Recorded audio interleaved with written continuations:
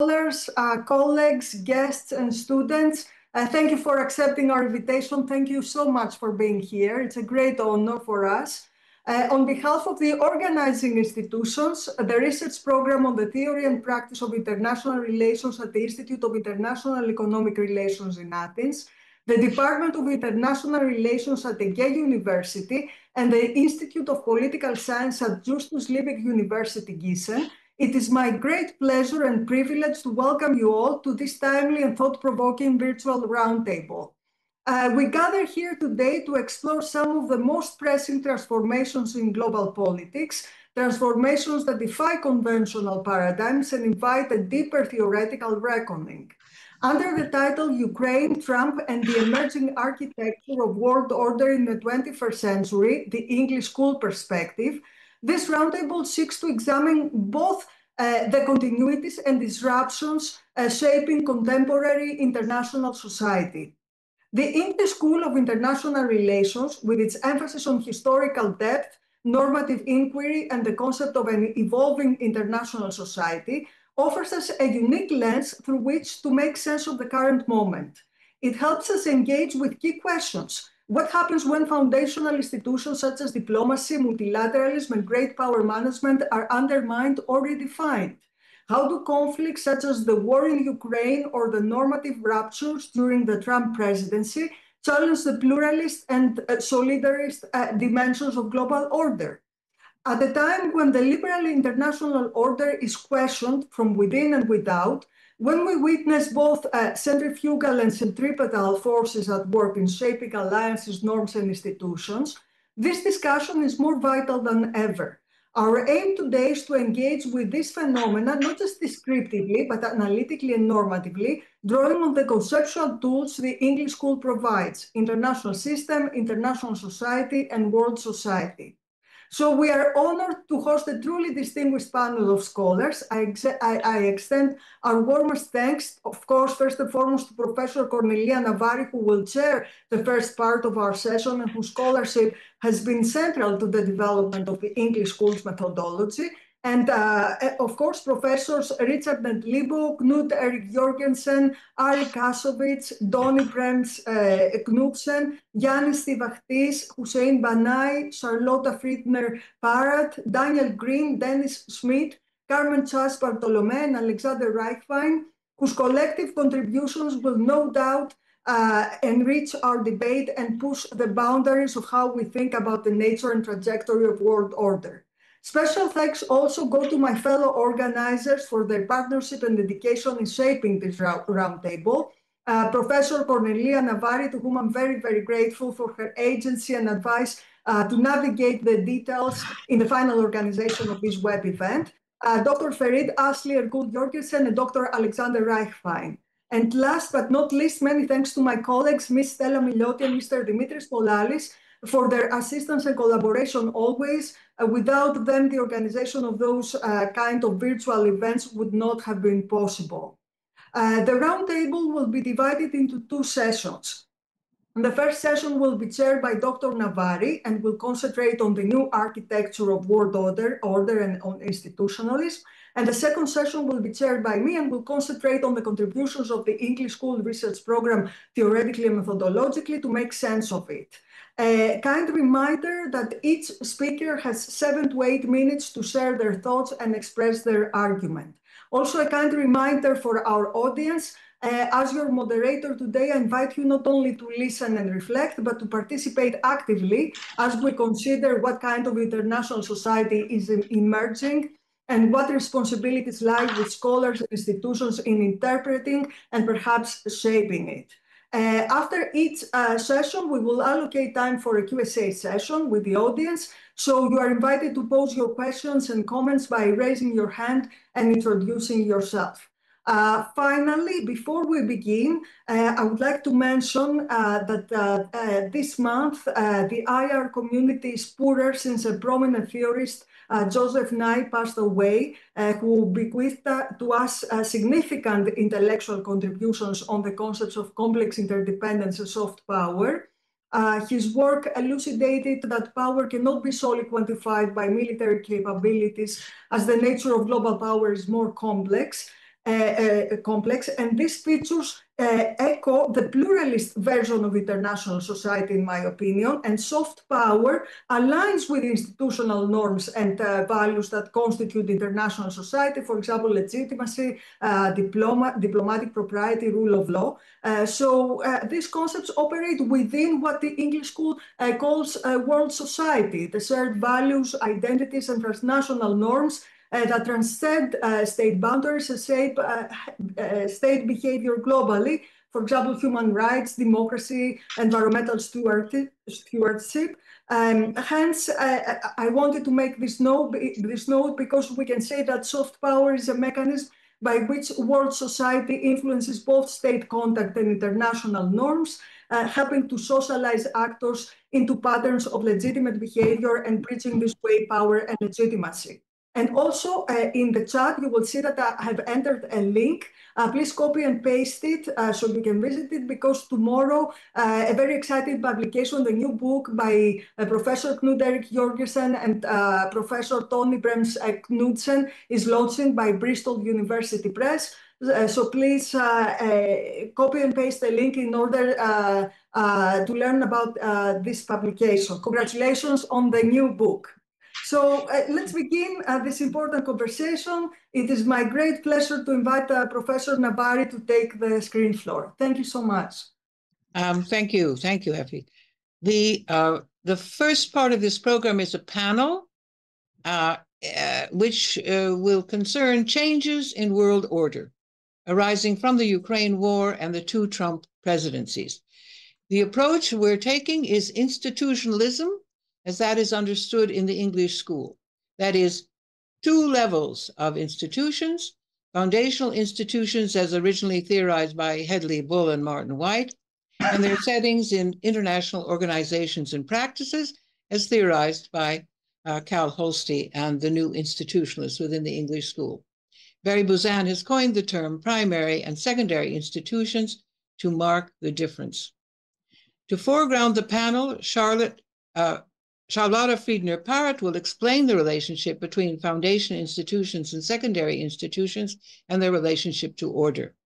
I will then call on members of the panel to address particular foundation institutions and to assess change, if any.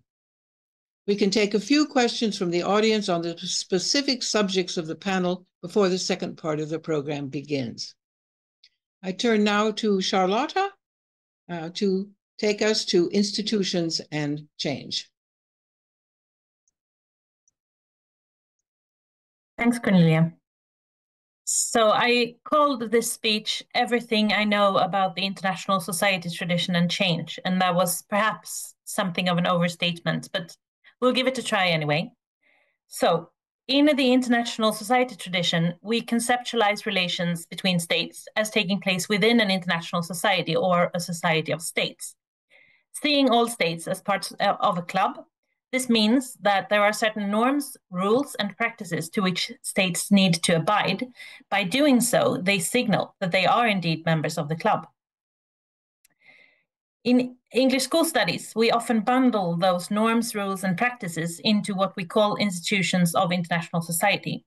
Those are often exemplified, drawing on Hedley Bull's book, The Anarchical Society from the 1970s, by diplomacy, the balance of power, international law, management by the great powers, and war.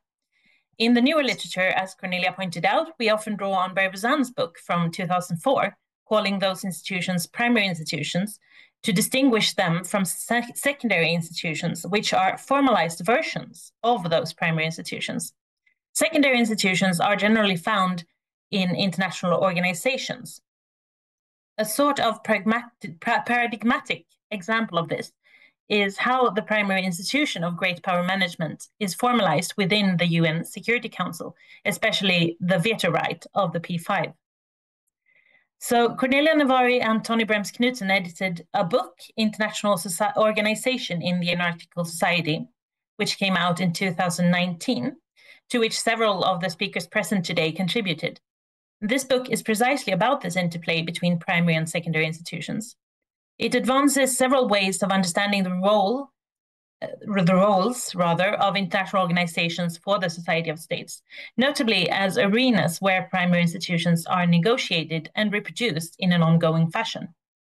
As such, these international organizations arguably also function as stabilizers of international relations. Now, one could wonder why stabilizers are needed in a system which is arguably quite static, seeing international relations as a club with set rules. There is a point to that, especially in its historical studies. English scholarship tends to approach international society as an institutional settlement dominated by the Western powers, and especially by Europe, to which states from the rest of the world had to conform if they wanted to join. We call this the standard of civilization, a kind of moving bar defining what it meant to be civilized, and thus to be able to join international society. However, the more this process has been studied, the more the English school tradition has come to emphasize the moving aspect of the standard. It was always a device designed to distinguish between insiders and outsiders, but being an insider meant adhering to the rules and norms of international society.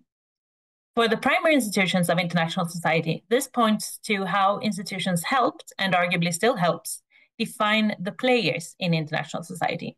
Members are those who share in the workings of common institutions. The static quality of international society and its primary institutions has also been increasingly questioned. So Buzan first pointed out that tensions between primary institutions could be the sources of change in international society. And that is a statement that I, for one, have taken to heart. He also pointed out that there is no reason to assume that institutions should be timeless, and that we should rather think of them as having life cycles. We can put those two ideas together. So firstly, the part that institutions could be considered to belong to different classes, primary and secondary, which both contribute to ordering international politics, but in various ways. And secondly, that institutions are malleable rather than static. We then get to the point where we can theorize how both kinds of institutions can play a role for change as well as for stability in international society. If primary institutions are conceptualized as malleable practices, discursively tied to norms, beliefs, and expectations, international society can change when institutions change.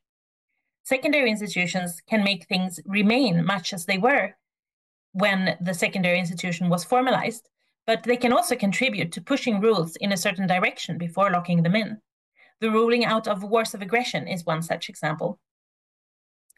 How then do institutions change? Well, if they consist of practices and their discursive legitimation, basically how statespeople and influential observers talk and write about them, then they remain stable when those agents reproduce the same practices and discursive legitimations, and change when they are practiced and legitimized differently. This brings the agents of international society to the center stage. It's not just a structural theory, nor a theory in which agents are conceptualized as being able to do what they feel like. Instead, agents of international society induce change by questioning the premises they've been handed, or by maneuvering creatively within the space that they have. As Cornelia sometimes put it, statespeople are creative agents pushing against rules. They can also opt to break the rules, but that comes with a risk. International society is made up of its institutions, and if several of them are collapsing at the same time, international order as such may be at risk. So I look forward to hearing your thoughts about how this process is currently being played out. Thank you very much, Charlotte. I now call on Has Banai to address the primary institution of diplomacy.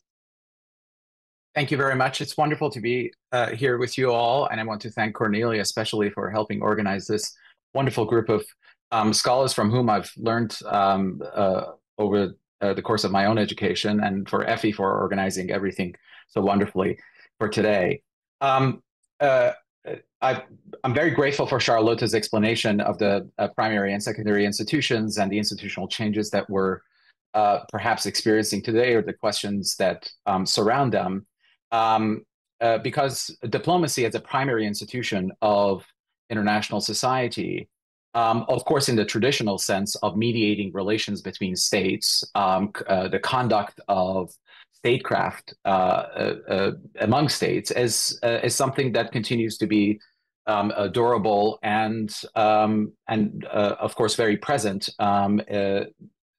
since the Ukraine crisis. What has changed, of course, because diplomacy very much reflects the norms and values of the international society in which it operates, are the functions of diplomacy that have been undergoing a series of changes, I would argue, well before the advent of Russia's invasion of Ukraine and the election of Donald Trump to the presidency in the United States. So I want to, I mentioned that because I think I want to focus mainly on the function of diplomacy, and my argument hinges on two modes to which diplomacy lends itself. One is in the constructive sense, in that diplomacy works to reinforce the underlying norms and values of a particular kind of international society.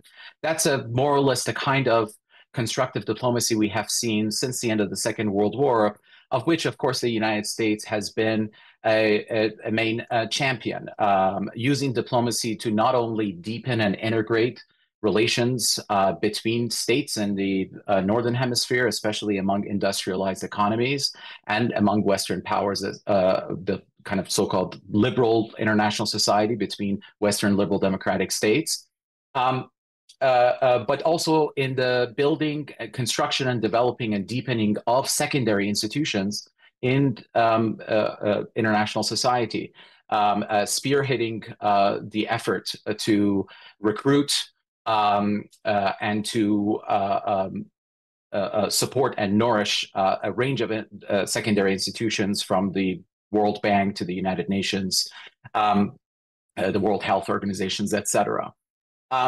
That form of constructive diplomacy that I think has very much dominated the post-Second World War international society, something that obviously has been a preoccupation of other schools of international relations, especially the realist and liberal institutionalists, the so-called liberal world order, has had a particular type of diplomacy attached to it. And to the extent that that constructive diplomacy was something that was reinforced from the top, from the hegemon down of the United States, is something that has decidedly changed, I would argue, since the invasion of Iraq in 2003, but has especially gone into overdrive mode after the election of Donald Trump. And that mode is what I label pariah diplomacy. It's no longer constructive diplomacy. It's not meant to add to the construction of the existing order with its underlying values and modes of behavior, but to overtly question the legitimacy of those values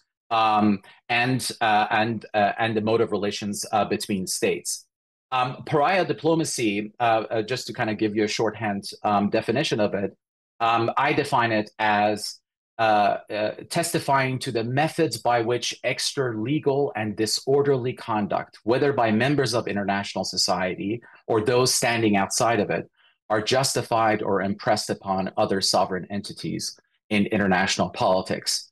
And in this regard, it is no more than the exclusive purview of pariahs than public diplomacy or shuttle diplomacy are the exclusive purview of the public or shuttles, respectively. I think with Donald Trump and his election, we see a speeding up of a very deliberate diplomatic mode that is meant to disentangle the first and foremost American foreign policy from a set of secondary institutions, U.S. Official withdrawal from the WHO, the ICC, obviously all these testify to those. We've had episodes of this during the Bush administration, but there were nothing like quite the programmatic form of pariah diplomacy that we're now seeing out of the Trump administration, that openly questions that constructive mode of diplomacy that the United States was spearheading, primarily delegitimizing it at the level of who bore the burdens, the material burdens of maintaining that particular world order. The United States paying for these institutions at a disproportionate level than other countries is the way in which Trump first framed the issue, but now obviously going deeper and questioning why it is why should we care about human rights or particular values that the system on which is built when it comes to other countries, to each their own. So I would argue that since the Russian invasion of Ukraine, we've had this particular paradox of, on the one hand, you see momentarily during the Biden years, especially in the person of Zelensky and in the way in which he reinvented the mode of public diplomacy by going to as many state capitals, speaking virtually to as many parliaments as possible, but also dispatching ministers to different ministries, visiting Ukraine, especially on behalf of liberal democratic ministries, became a ritual. Writers, journalists, artists, cabinet ministers, newspaper columnists all made the ritual of pilgrimage. We saw a deepening of that level of public diplomacy, but it was very quickly quashed after the election of Trump, to a point where it has come to a standstill, at least when it comes to US government. The European and other liberal democratic states are still holding on to that constructive mode of diplomacy, but I think the direct confrontation of pariah diplomacy by the Trump administration and that mode of constructive diplomacy is going to decide what the future will hold. I'll leave it there, and we'll look forward to your comments and questions. Thank you very much, House. I'll now call on Yanis Tivaktis to tell us about the balance of power. Thank you. Thank you, Cornelia. Thank you for bringing this group of scholars together. And I'd like to thank Effie as well for organizing this event today. I'd like to share my screen.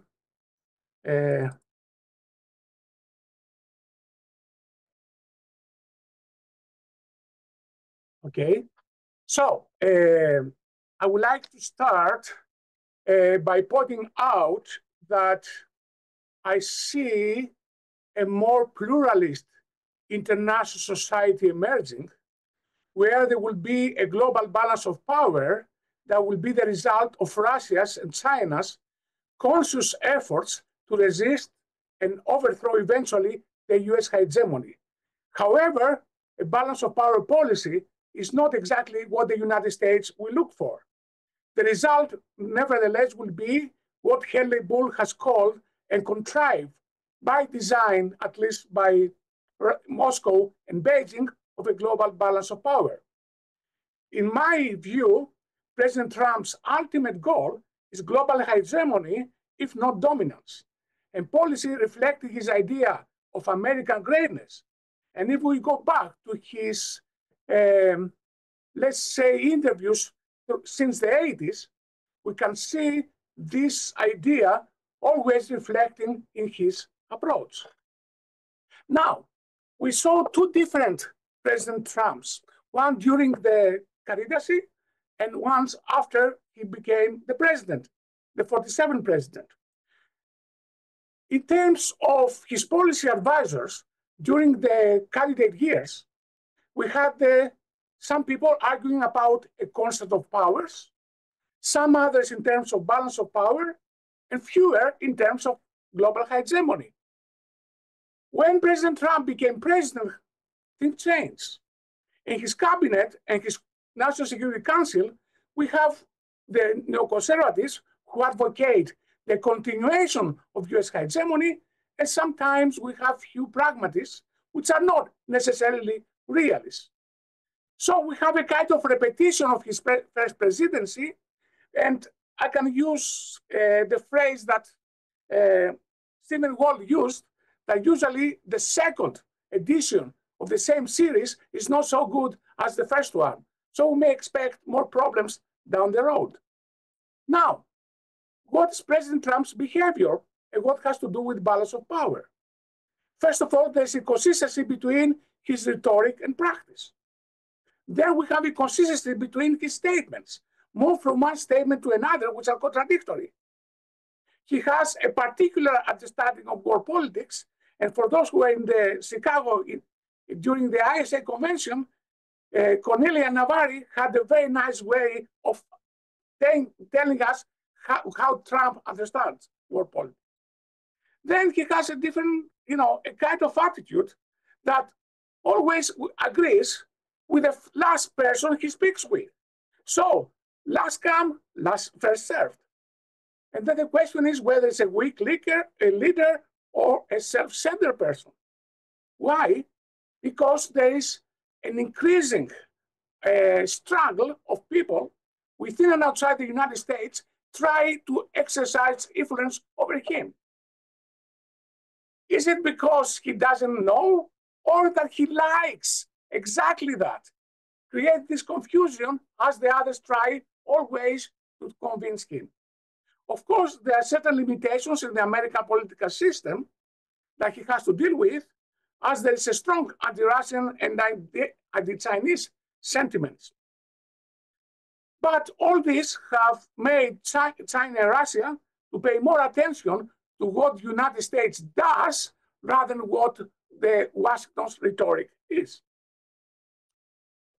Also, President Trump faces certain policy dilemmas as a result of the inconsistency of intelligence estimates and the politicization of intelligence in the United States.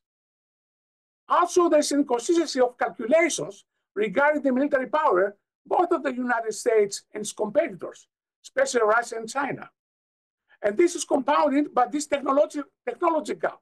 In other words, the United States wants to have a technology that President Trump has been told, as other American presidents before, that there will be a technology available, but this technology either has not been materialized for various reasons, or its effectiveness is not exactly what the president has been told is. Then there is an industrial capacity problem. There's, of course, lots of potential in the United States, but the economic system does not allow this potentiality to be taken advantage of. And of course, there are problems of understanding how global markets work, for example, the global energy market. Now, there are certain practices associated with the balance of power, like limiting and terminating major wars, or accepting territorial changes, or sacrificing the interests of smaller powers, or accepting spheres of influence for your rival states. However, President Trump has not been consistent or committed to these principles. Sometimes speaks about them, sometimes withdraws from them. Now, for me, in my reading, President Trump has China as its main target. But getting to China, in his mind, is by weakening Russia. And therefore, not separating Russia from China. These are two different things. During his first presidency, his idea was to control Russia and Europe by separating Germany from Russia and arming Ukraine. In his current presidency, Europe will be used as a means of continuing bothering Russia, and therefore making not so effective in its relation with China and the United States. On the other hand, President Trump's foreign policy has led to the strengthening of the Moscow-Beijing axis instead of weakening it. Also, his foreign policy has affected the operation of the balance of power at the regional level. Let's see East Asia or Africa. In terms of secondary institutions, then this foreign policy has affected the international legal order, already has spoken about that, the United Nations system, the global international institutions, and not to mention about European institutions. OSCE does not appear anymore to be able to play any role in the European continent. NATO and the EU also appear to be weakened. On the other hand, Trump's foreign policy has strengthened BRICS and to some extent the Shanghai Cooperation Organization. And I will stop here because I think I've exceeded my time. Thank you very much for your attention. Thank you very much. Thank you very much, Janis. I'll call on Ari Kakovich now. Ari, where are you? Yes, I'm here. I'm at the classroom here at Moscow, Jerusalem. Ari will be speaking on great power management.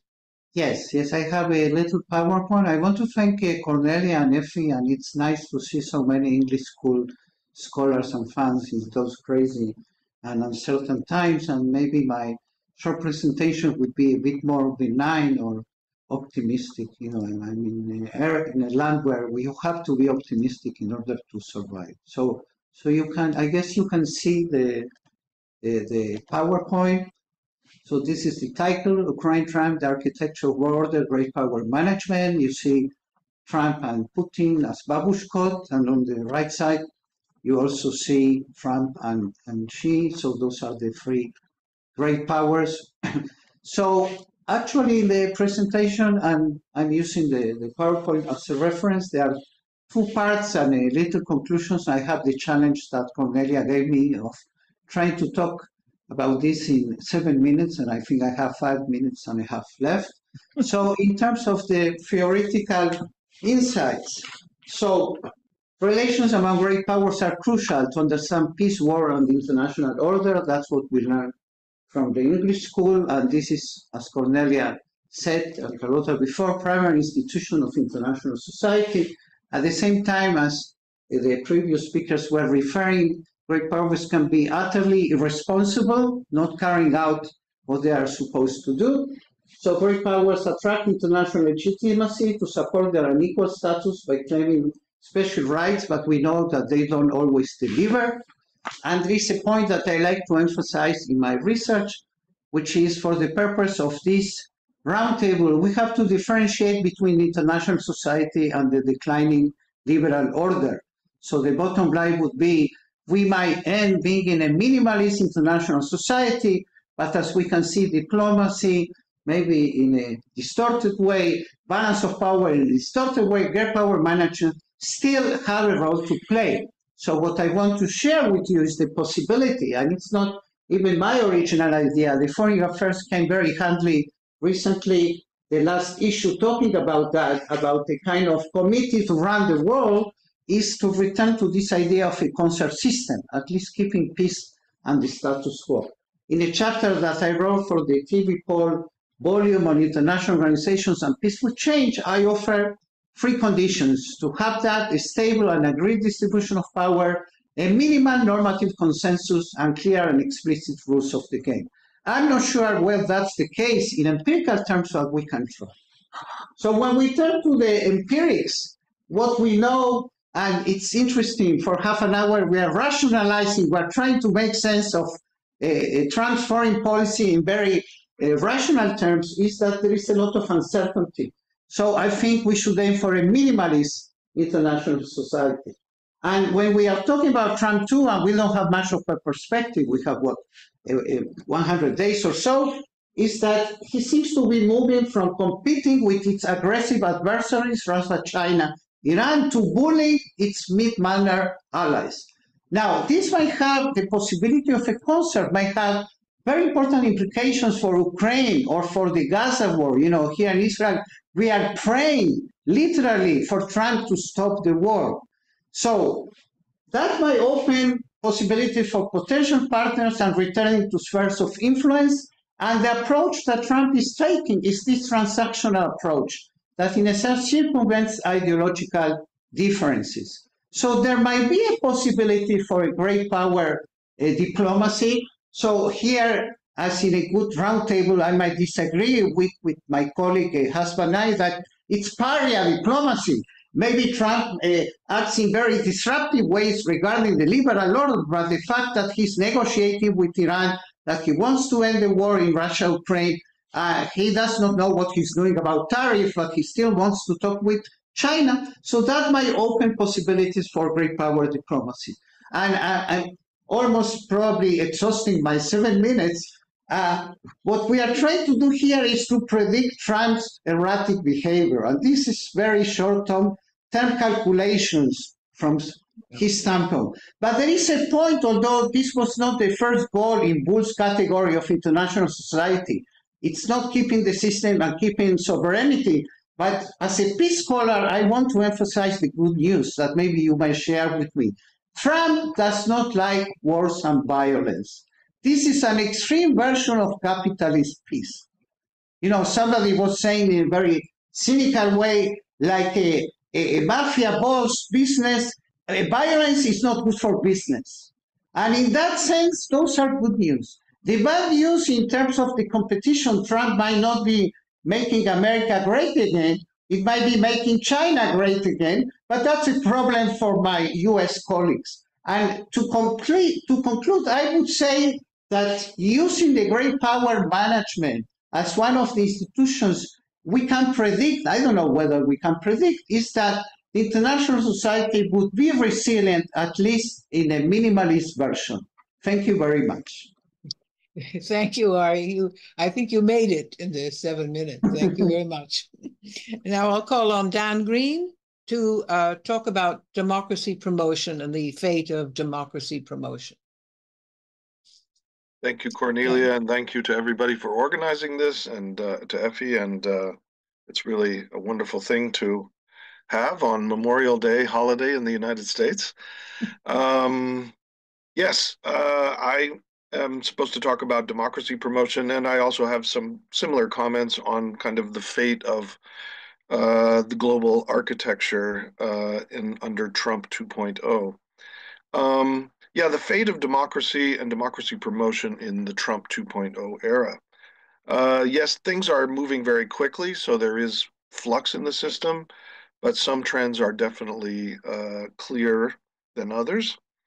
And also, I think the English school does give us quite a useful vocabulary in terms of international society and world society, pluralism and solidarism, primary and secondary institutions, interaction capacity. I think the English school is well equipped to discuss what is happening. So Donald Trump's first 150 days mark the end of what might be called the 80 Years Order, in which the US served, if fitfully, as a guiding hegemonic leader and promoter of liberal values and practices, free trade, human rights, and democracy. In that liberal order, democracy promotion was a logical element by which the US and the EU spread their values to other countries with some real impacts. Democracy promotion via bilateral aid efforts, training programs, loan conditionalities, election monitoring teams, etc., makes sense as a secondary institution or policy regime arising in a maturing global liberal order to accelerate movement towards, in English school terms, global-wide solidarism and a world society of consensus on liberal values, such that states wither away a bit, right? Like a global EU of sorts. Indeed, one can imagine democracy promotion as even a primary institution of an increasingly solidarist international society, needed to complete the push toward the world society stage of system development. World society has several meanings. I'll talk about that in a minute. That path of events that liberal and English school scholars anticipated has now been disrupted by Trump 2.0, and we may never return to it. As to US democracy promotion, the impact of Trump has been devastating. In 2024, the US budget for democracy promotion was about $3 billion, 90% of which was disbursed through the State Department and USAID, the remaining 10% through US-based NGOs such as the National Endowment for Democracy, the International Republican Institution, the National Democratic Institute, and the International Foundation for Electoral Systems. All of that assistance has stopped, and all those organizations are now closed or on skeleton staff. And Elon Musk called USAID a criminal organization. Thousands of organizations around the world supported by US assistance, human rights organizations, anti-corruption groups, media organizations, judicial training institutes, electoral management bodies have been weakened or devastated by these changes. In its place, President Trump has a new foreign policy of coziness, intimacy, and mutual support with right-wing elected autocrats that has emboldened further erosion of democracy around the world. Erdogan in Turkey, Putin in Russia, Netanyahu in Israel, Orban in Hungary, Modi in India, Milei in Argentina, Bukele in El Salvador, etc., and Marine Le Pen in France and the AfD in Germany. In the bigger picture, we can see that the last 20 years have been a new golden age for right-wing populism. We should acknowledge that and understand that, as well as an era of competition between two models for international order. In English school terms, that solidarist international society trying for world society levels of universal liberalism, rivaling with a more pluralist, sovereigntist international society with minimal shared content to global norms and no pressures to democratize domestic political orders. And the pluralist model has won now. Indeed, one could argue that Xi Jinping and Vladimir Putin have been reading from the English school's work on pluralism in calling for a multipolar world of peaceful cooperation, civilizational acceptance, and low normative standards for domestic behavior. The English school, long relatively uninterested in issues of hegemony and instead favoring a focus on great power management and arriving at diplomatic consensus, should feel at home and well prepared to analyze this new multipolar pluralist order. And I would echo what Professor Kaschewitz said.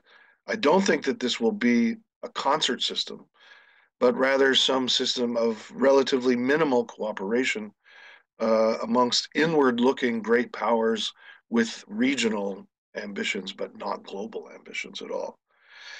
The common culture, I think, as someone who does historical IR, the common culture and diplomatic resources of the 19th century amongst the great powers are not present, so I don't expect a lot of cooperation.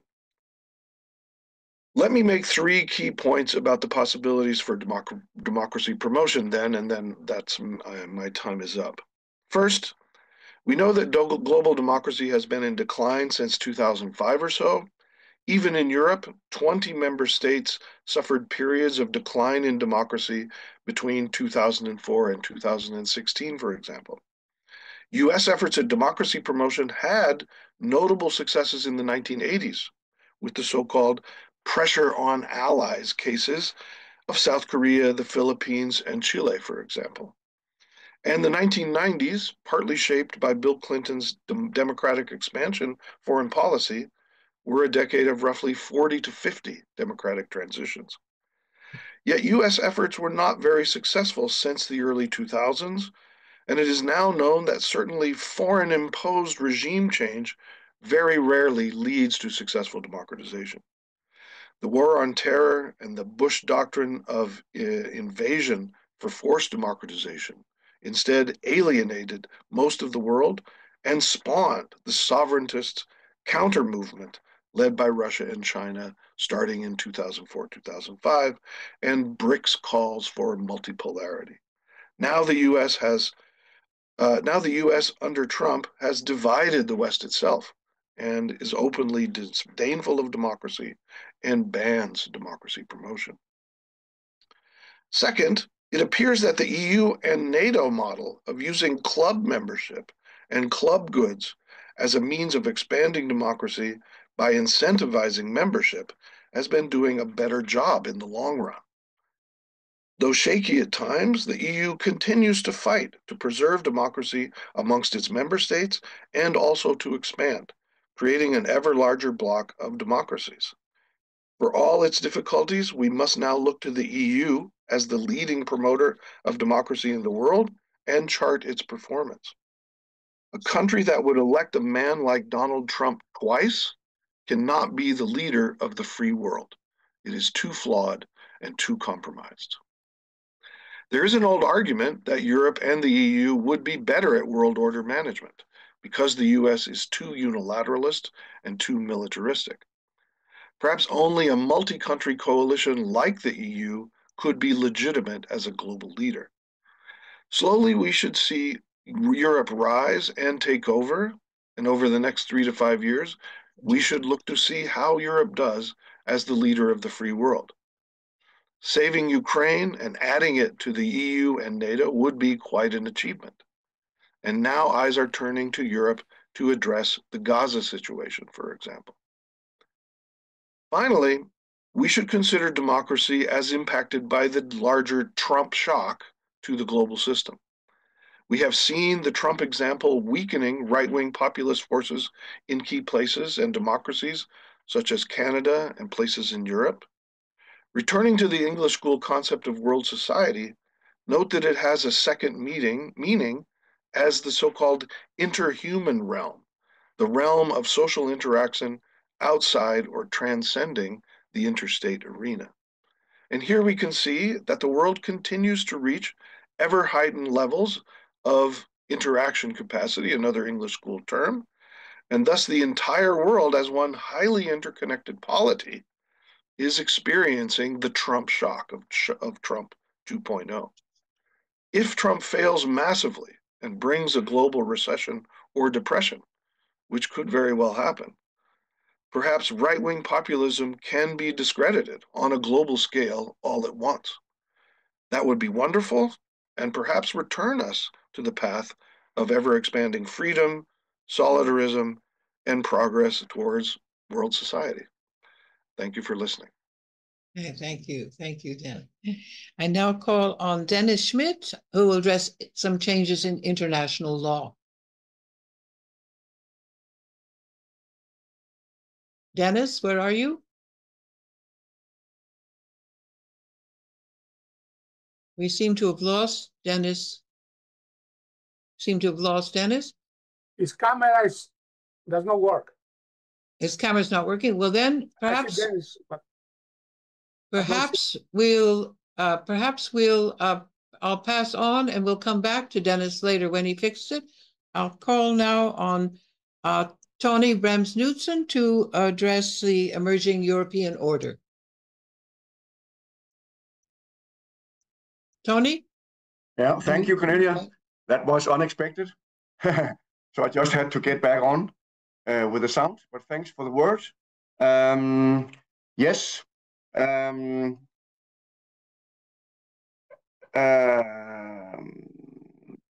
I've been asked to talk about the European Union and world order in the light of Russia's invasion of Ukraine and the US reorientation under President Trump.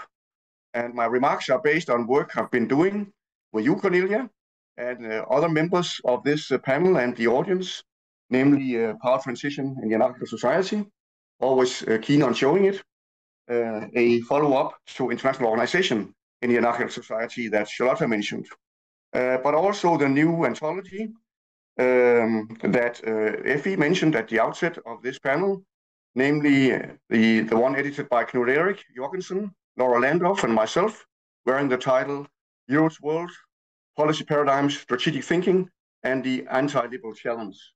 It looks like this, and of course we are very happy to announce it today, since it comes out tomorrow. So this book is the starting point also for the remarks that I'm putting forward in the following 7 minutes or so. The idea and motivation of that book on the European Union is reflected in the following general research question, which also informs my remarks at the roundtable. What happens to the EU's liberal internationalist policy paradigm and its strategies to promote it, after it has come under pressure from a series of profound challenges, including the power transition from the West towards the East, the Russian aggression against Ukraine, and a reactionary foreign policy philosophy put forward not only by non-Western great powers such as Russia and China, but also by the US under the Trump administration, round 1 and 2. In other words, how does the EU as an actor with a liberal internationalist identity, a liberal internationalist foreign policy program, and a liberal internationalist worldview navigate a world order characterized by power politics? The theoretical framework that we put to work on this overall research question can be described as European studies meets English school institutionalism with political science inspiration. So first, we use Peter Hall's political science concept of policy paradigms as deeply institutionalized frameworks of ideas about problems, goals, and means, allowing for political orientation and direction. Accordingly, we focus on the EU's liberal internationalist foreign policy program and paradigm, and evidence of first, second, and third order changes in that paradigm under the impression of power political and ideological changes in the EU's surroundings. First-order changes are adjustments of the paradigm. Second-order changes are changes in the instruments. And third-order changes are changes in the foreign policy goals themselves and the underlying ideas and identity of the European Union in this case. And secondly, we try to conceptualize the apparent triggers of such paradigmatic or strategic changes in the EU's foreign policy paradigm in terms of historical, sociological, and rational institutionalism borrowed from political science, but we should remember that political science borrowed some of these ideas, not least from the discipline of international relations. But good to revisit them, we thought. Based on historical institutionalism, we focus on the shocks of the rapid power transition from the West towards the East, and especially the shock associated with the Russian aggression towards Ukraine and the return of war to Europe itself. Based on sociological institutionalism, we focus on new anti-liberal logics of appropriateness put forward by reactionary powers and leaders around the world, including not only Russia's Putin, China's Xi, or India's Modi, but also Western political leaders and parties, including, quite obviously, the current Trump administration in the US. On this, we draw on the conceptualization of reactionary internationalism put forward by Michelsen, De Rolana, and Costa Buonelli in a couple of recent journal articles and our forthcoming book on Europe's world, where the idea is applied to the EU, supported by writings on the imperial narrative put forward in the book by Adi Tekin, among others. According to the theory of reactionary internationalism, there is an assembly of reactionary actors, and we've heard a number of them put forward, most recently in the talk by Dan Green. And those reactionary actors are in agreement on the promotion of a reactionary, nostalgic, nationalistic, and anti-liberal world order proposal, which seeks to replace primary or fundamental institutions of international order, including sovereignty, territorial jurisdiction, international law, and diplomacy, and replace them with free alternative institutions, namely, firstly, both cultural sovereignty, secondly, transactionalism, and thirdly, spheres of competencies. Both cultural sovereignty implies that national identity and historical greatness is a legitimate basis for demands for territorial changes, such as Russia's claim on Ukrainian territory, or in the slightly softer end, the Trump administration's claims on Greenland, Canada, and Panama. Transactionalism means a preference for bilateral over multilateral diplomacy, where the relative strength between clashing actors or clashing both cultural philosophies will define the outcome. So it is bilateral and it is relative strength that decides the outcome in such transactional encounters. Putin's attack on Ukraine and his approach to the negotiations seem to reflect such an approach to diplomacy, that relative strength wins and both cultural claims are legitimate. And so does, to some extent, President Trump's infamous words on Ukraine's, or to Ukraine's Volodymyr Zelensky, that you don't have the cards. Understood in the following way: you don't have the same strong cards as your opponent, Russia, or your mediator, Trump's US, and therefore you have to lay down and accept the obvious outcome. Only one problem: he had some cards, including the EU, in his back to help him. And the minerals, of course. Then thirdly, fears of competences implies a declared right to rule areas or regions based on historical or geopolitical arguments, which may also be substantiated empirically, for instance, with the current Russian or Chinese or American perceptions of countries and regions. So these ideas and world order views represents new logic of appropriateness that are fundamentally at odds with the ones typically put forward by the EU, calling for ideational responses or change. And then finally, based on rational institutionalism, we focus on the evolving and the solving of new problems facing the EU, including the threat to EU strategic autonomy due to power transition and renewed great power rivalry. So we look at EU's paradigmatic and strategic orientations in a changing world order, triggered by shocks, the shocks of power transition and the Russian attack on Ukraine, by a new logic of appropriateness, especially the reactionary internationalism, and finally, by attempts at rational problem solving under new circumstances, including the search for strategic autonomy. And here comes some conclusions from the book. Of course, it has much more to offer than I can cover here. But first, the EU has responded to the shock of Russian aggression against Ukraine with rearmament and a declared move to geopolitics aiming at counterbalancing Russia with hard power. This is a significant change in policy instruments and therefore a second-order paradigmatic change in the terms of whole. And at the same time, it is a grand strategic change because Russia is explicitly declared to be the main threat to the EU and its liberal internationalist policy paradigm, presumably for decades to come. Note the difference when comparing to, for instance, the words or the views of Angela Merkel of Germany not that long ago, of course not singling out Russia as the main threat to Europe's security and its identity and policy programs. Second, however, the key ally of the EU in this attempt to stop Russian aggression and defend the liberal world order, namely the US, is under the Trump administration neither keen on confronting Russia or defending liberal internationalism as understood by the EU, namely human rights, democracy, international law, and the rule of international law, including non-aggression. And then finally, of course, multilateralism as a pillar of a liberal world order or a liberal internationalist world order, perhaps the better expression. Instead, the Trump administration is devoted to key aspects of the reactionary internationalism, and therefore to a world order view that resembles Russia's under Putin much more than it resembles the European Union's. The EU realizes that at present, and even if its leaders are not using that term directly, so it prepares for a European and international defense of a liberal internationalist world order without the US, if necessary, and a defense of European security with the US against Russia, together with the US, if possible.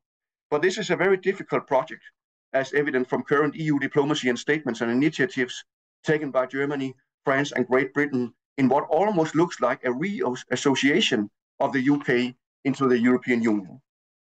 Third, the logical conclusion would seem to be that a grand strategy that goes for full strategic autonomy, making the EU able to defend itself militarily without the US, and to coordinate such a defense effectively inside or outside NATO, that would be the way to go.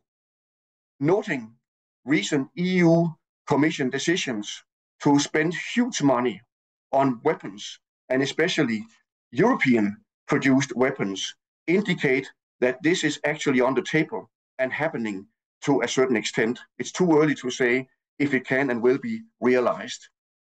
Politically, finally, pragmatic and less ideological strategies to gain new partners in Greater Europe, Africa, and elsewhere have been on the table since 2016, where the EU published the global strategy. And this seems to be an enduring pragmatic policy orientation for the EU in the 21st century, reaching out not least to African partners, which would seem to be very wise, even though it's very late in the hour. Of course, the ultimate implication is that the Ukraine war is formative for the European Union and for the European order because it threatens European security as well as the liberal internationalist identity and policy paradigm of the EU at one and the same time. This is what I can put to the table in the time I had. Thank you so much. Thank you very much, Tony. Now I'll call on Dennis Schmidt on international law. Thanks, Cornelia. Did you call me earlier before? Yes. Yeah. Sorry. We lost you. It's all right. Just in time. So sorry. Thanks, everyone, for putting this together. I'm trying to keep this short and simple and trying to maybe head under the 6 to 7 minutes so we have a little bit more time for discussion. All right. I think it's interesting because there seems to be a general fear or perception that international law is under threat or pressure. And when we're talking about shifts of international orders, in many ways, that debate is almost synonymous with the decline of the international rule of law. Right? I think in order to understand that kind of sentiment and what law plays at this moment and the role it plays is to appreciate what kind of role it has played up till now. Right? In many ways, international law has almost been We can debate about that. The defining institution of contemporary international society. Somewhat in 1945 or to the beginning of the 20th century, it has replaced great power management and war as the central fundamental ordering practice. Right? What I'm trying to maybe argue in a very short time over the next 4 to 5 minutes is that we are seeing a kind of reversal of that development, right? A reversal in which international law as a kind of central practice of managing global order is being challenged. I don't want to use the word replaced here because I think that would be too premature, but it's certainly being challenged and reversed, and we are going back to what we've heard before, towards others, great power management and war as some of the central practices for managing order again. Right? Maybe very quickly, you can have a whole panel just on international law, and I will focus my remarks here mainly on in connection to Trump and Ukraine, and I will consciously leave out other debates about international law, especially those at the moment relating to Israel and Gaza, because that is an issue that plays in, but it's a huge moment also for international law and its relevance at the moment. So following what Cornelia said, maybe, I'm trying to get at what is happening with international law via the secondary institutions and some of the empirical practices, and especially what the US is doing at the moment. Again, we can go through a long list, but maybe just a few of the areas. The first is obviously the kind of trade law area. We've seen the imposition of trade tariffs that violates, it's certainly challenging the World Trade Organization system and some of the obligations that the US has under this, as well as imposing tariffs on Canada and Mexico raises significant concerns regarding compliance with the United States-Mexico-Canada agreement. We have the Paris Climate Agreement, so we have the climate area, and with the US has withdrawn, well, there are still legal obligations that the US needs to uphold at least until the beginning of January into 2026. I don't think it's doing that at the moment as well. We have a similar trajectory for the World Health Organization. If we look at international criminal justice, some of the sanctions of the court there as well. So briefly running through them in 60 seconds, what does tell all of these developments? I think we're seeing not only a shift in the engagement, but what we're seeing clearly, and I think all of you have said that, there is a disengagement with some of the main secondary institutions and with some of the main legal regimes that we are seeing at the moment. Perhaps the most notable one and the most consequential one that we are seeing then is in relation to the case of Ukraine and the kind of legal regime surrounding territorial integrity and the use of force. Right? The prohibition against aggression, so against acquiring or shifting or intervening in sovereign territory, has it been at the absolute heart of the modern international legal order and possibly at the kind of social arrangement of international society at large. It is enshrined in Article 2.4 of the UN Charter. I don't need to repeat that possibly for everyone now, right? And paraphrase that all members of the UN shall refrain from the use of force or the threat of force, right? Which translates into a general prohibition of the use of force as a means of enforcing or challenging or destroying the rights of states. As such, is it deeply intertwined with the right of self-determination, and together they provide the backbone, again, not only of the contemporary international legal order, but of contemporary international society. Right? It's clear then that obviously the Russian invasion of Ukraine undermines key pillars of that international order. What we are seeing now, though, also is, and what is becoming more clear now under Trump and the US, is that the US under Trump is possibly not disagreeing with the undermining of these kind of international legal norms. Right?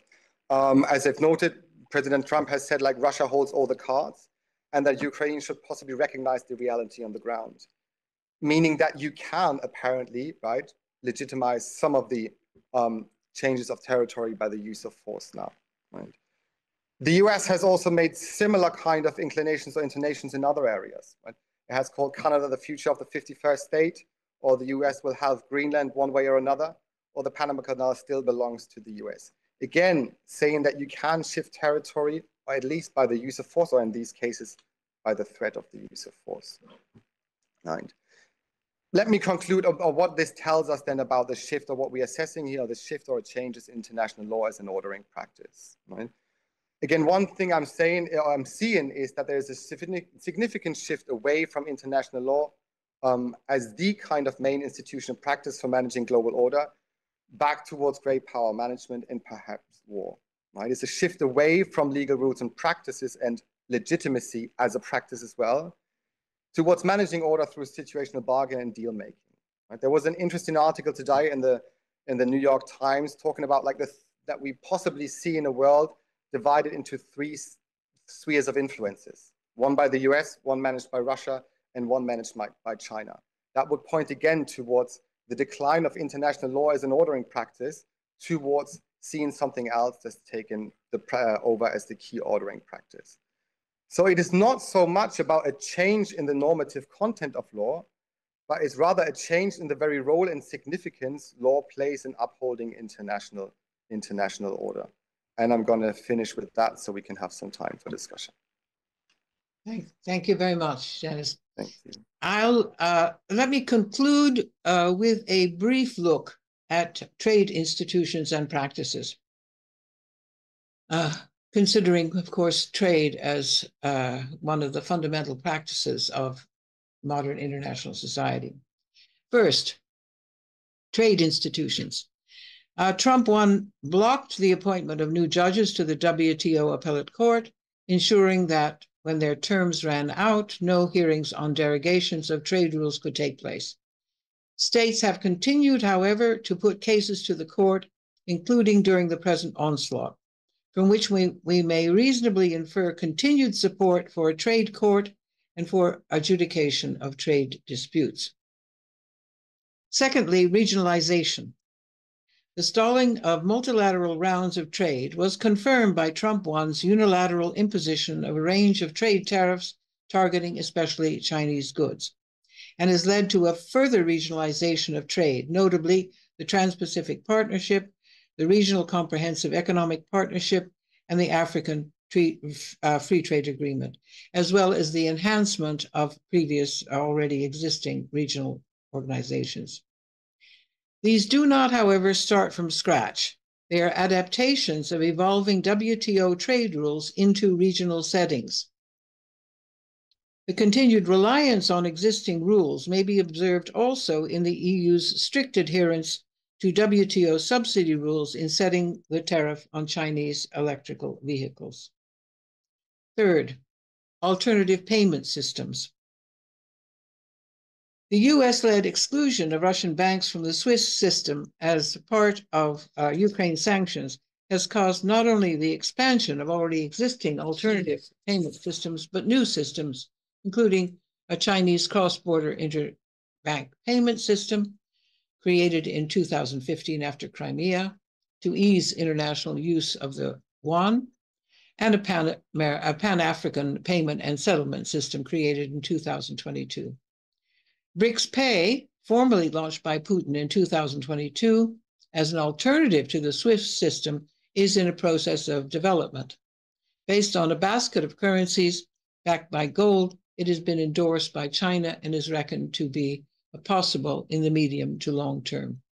These will not replace the SWIFT system, but they will operate alongside it as alternatives.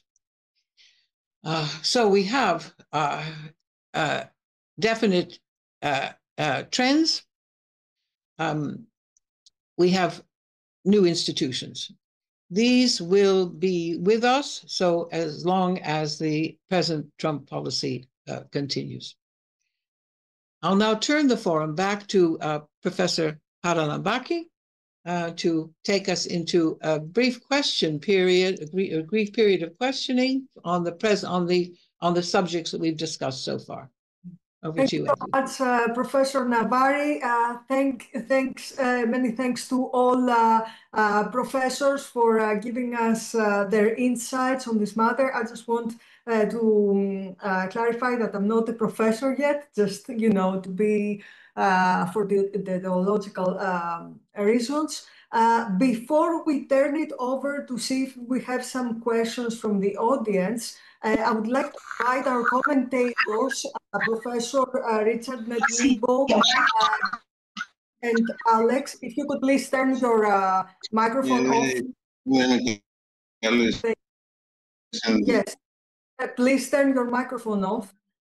So I would like to invite our commentators, Professor Richard Nedlibo, Carmen Sanz-Bartolomé, and Alexander Reichwein, to give us like 2 minutes, like comments, or maybe pose their questions to the professors and on what they heard so far. And then I will turn it to the audience to get some questions. Oh, can't we have audience questions first, Effie? Of course, yeah. Would you like that? Yes. Yes, audience questions first, please. Okay. Please raise your hand.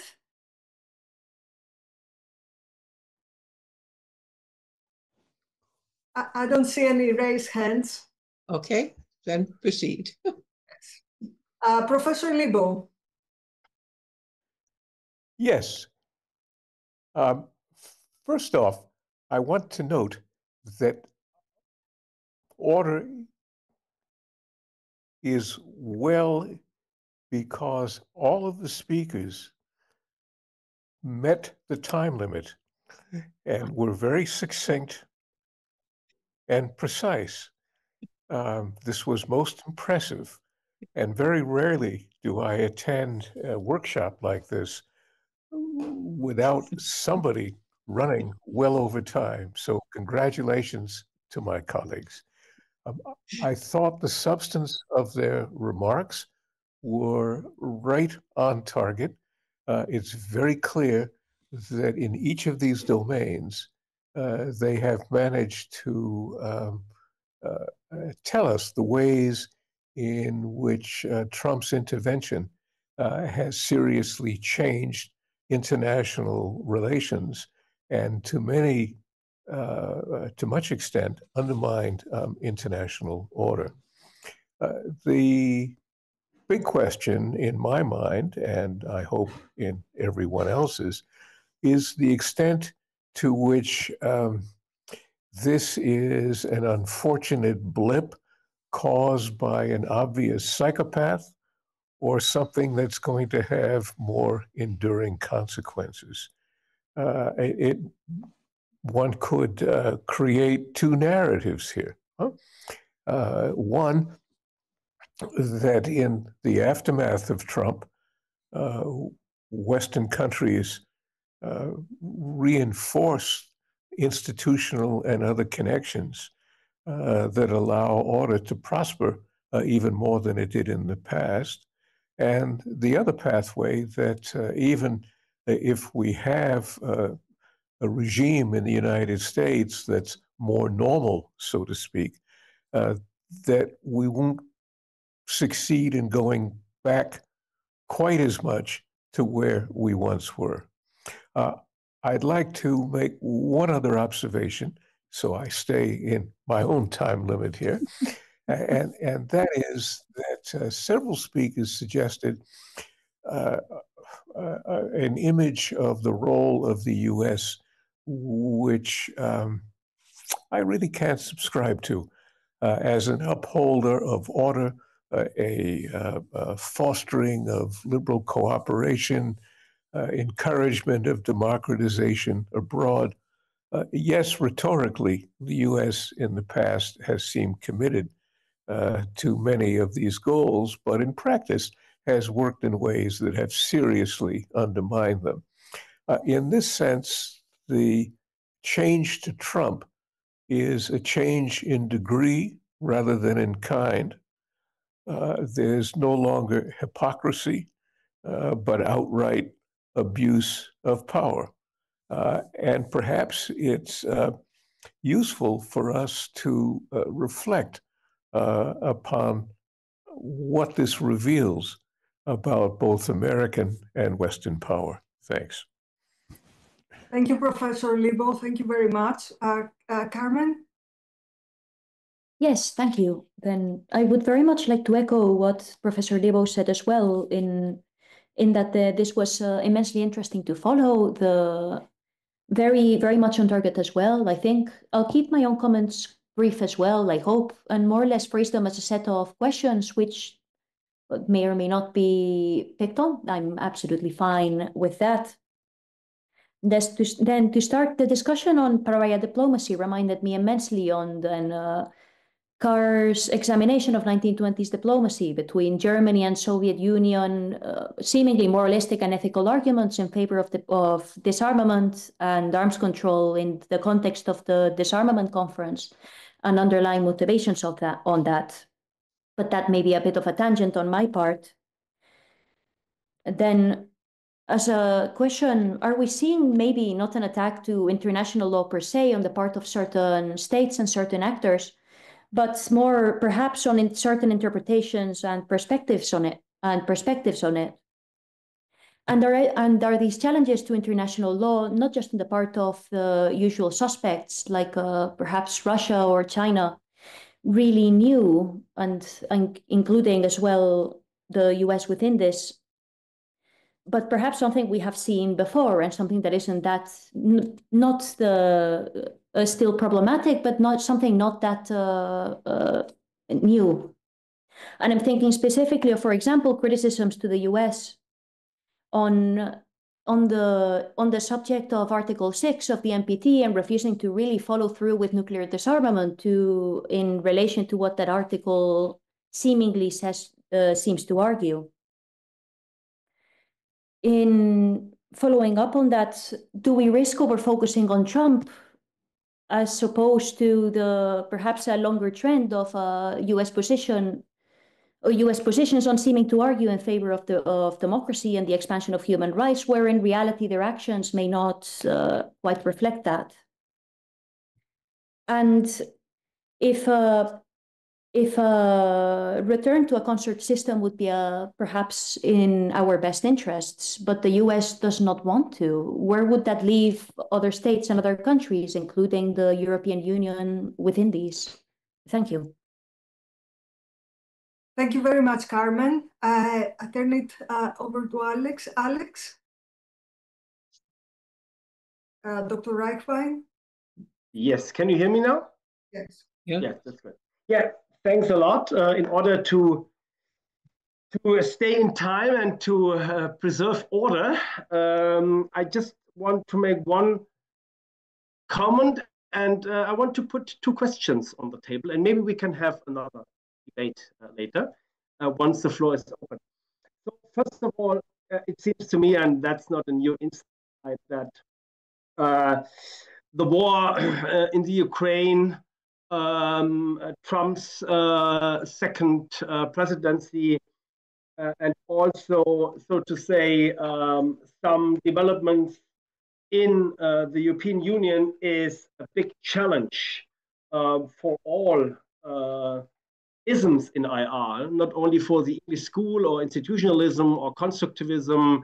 Ted Hope is with us, maybe he can give us some ideas later. So we all, we are this or this or this advocate of any school or ism, we are challenged. And this becomes quite obvious in our roundtable here. And I'm not an English school expert, as you know, but I'm rather someone who's interested in the history of the IR theories, the isms. And I always used to argue from a realist perspective, and I will also do this now.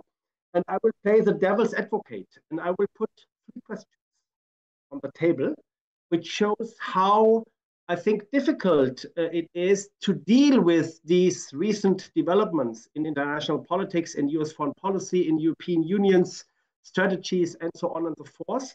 And before I pose these three questions, I want to underline that this is not a Mersheimer understanding of realism or a neo-realist, narrow perspective of realism.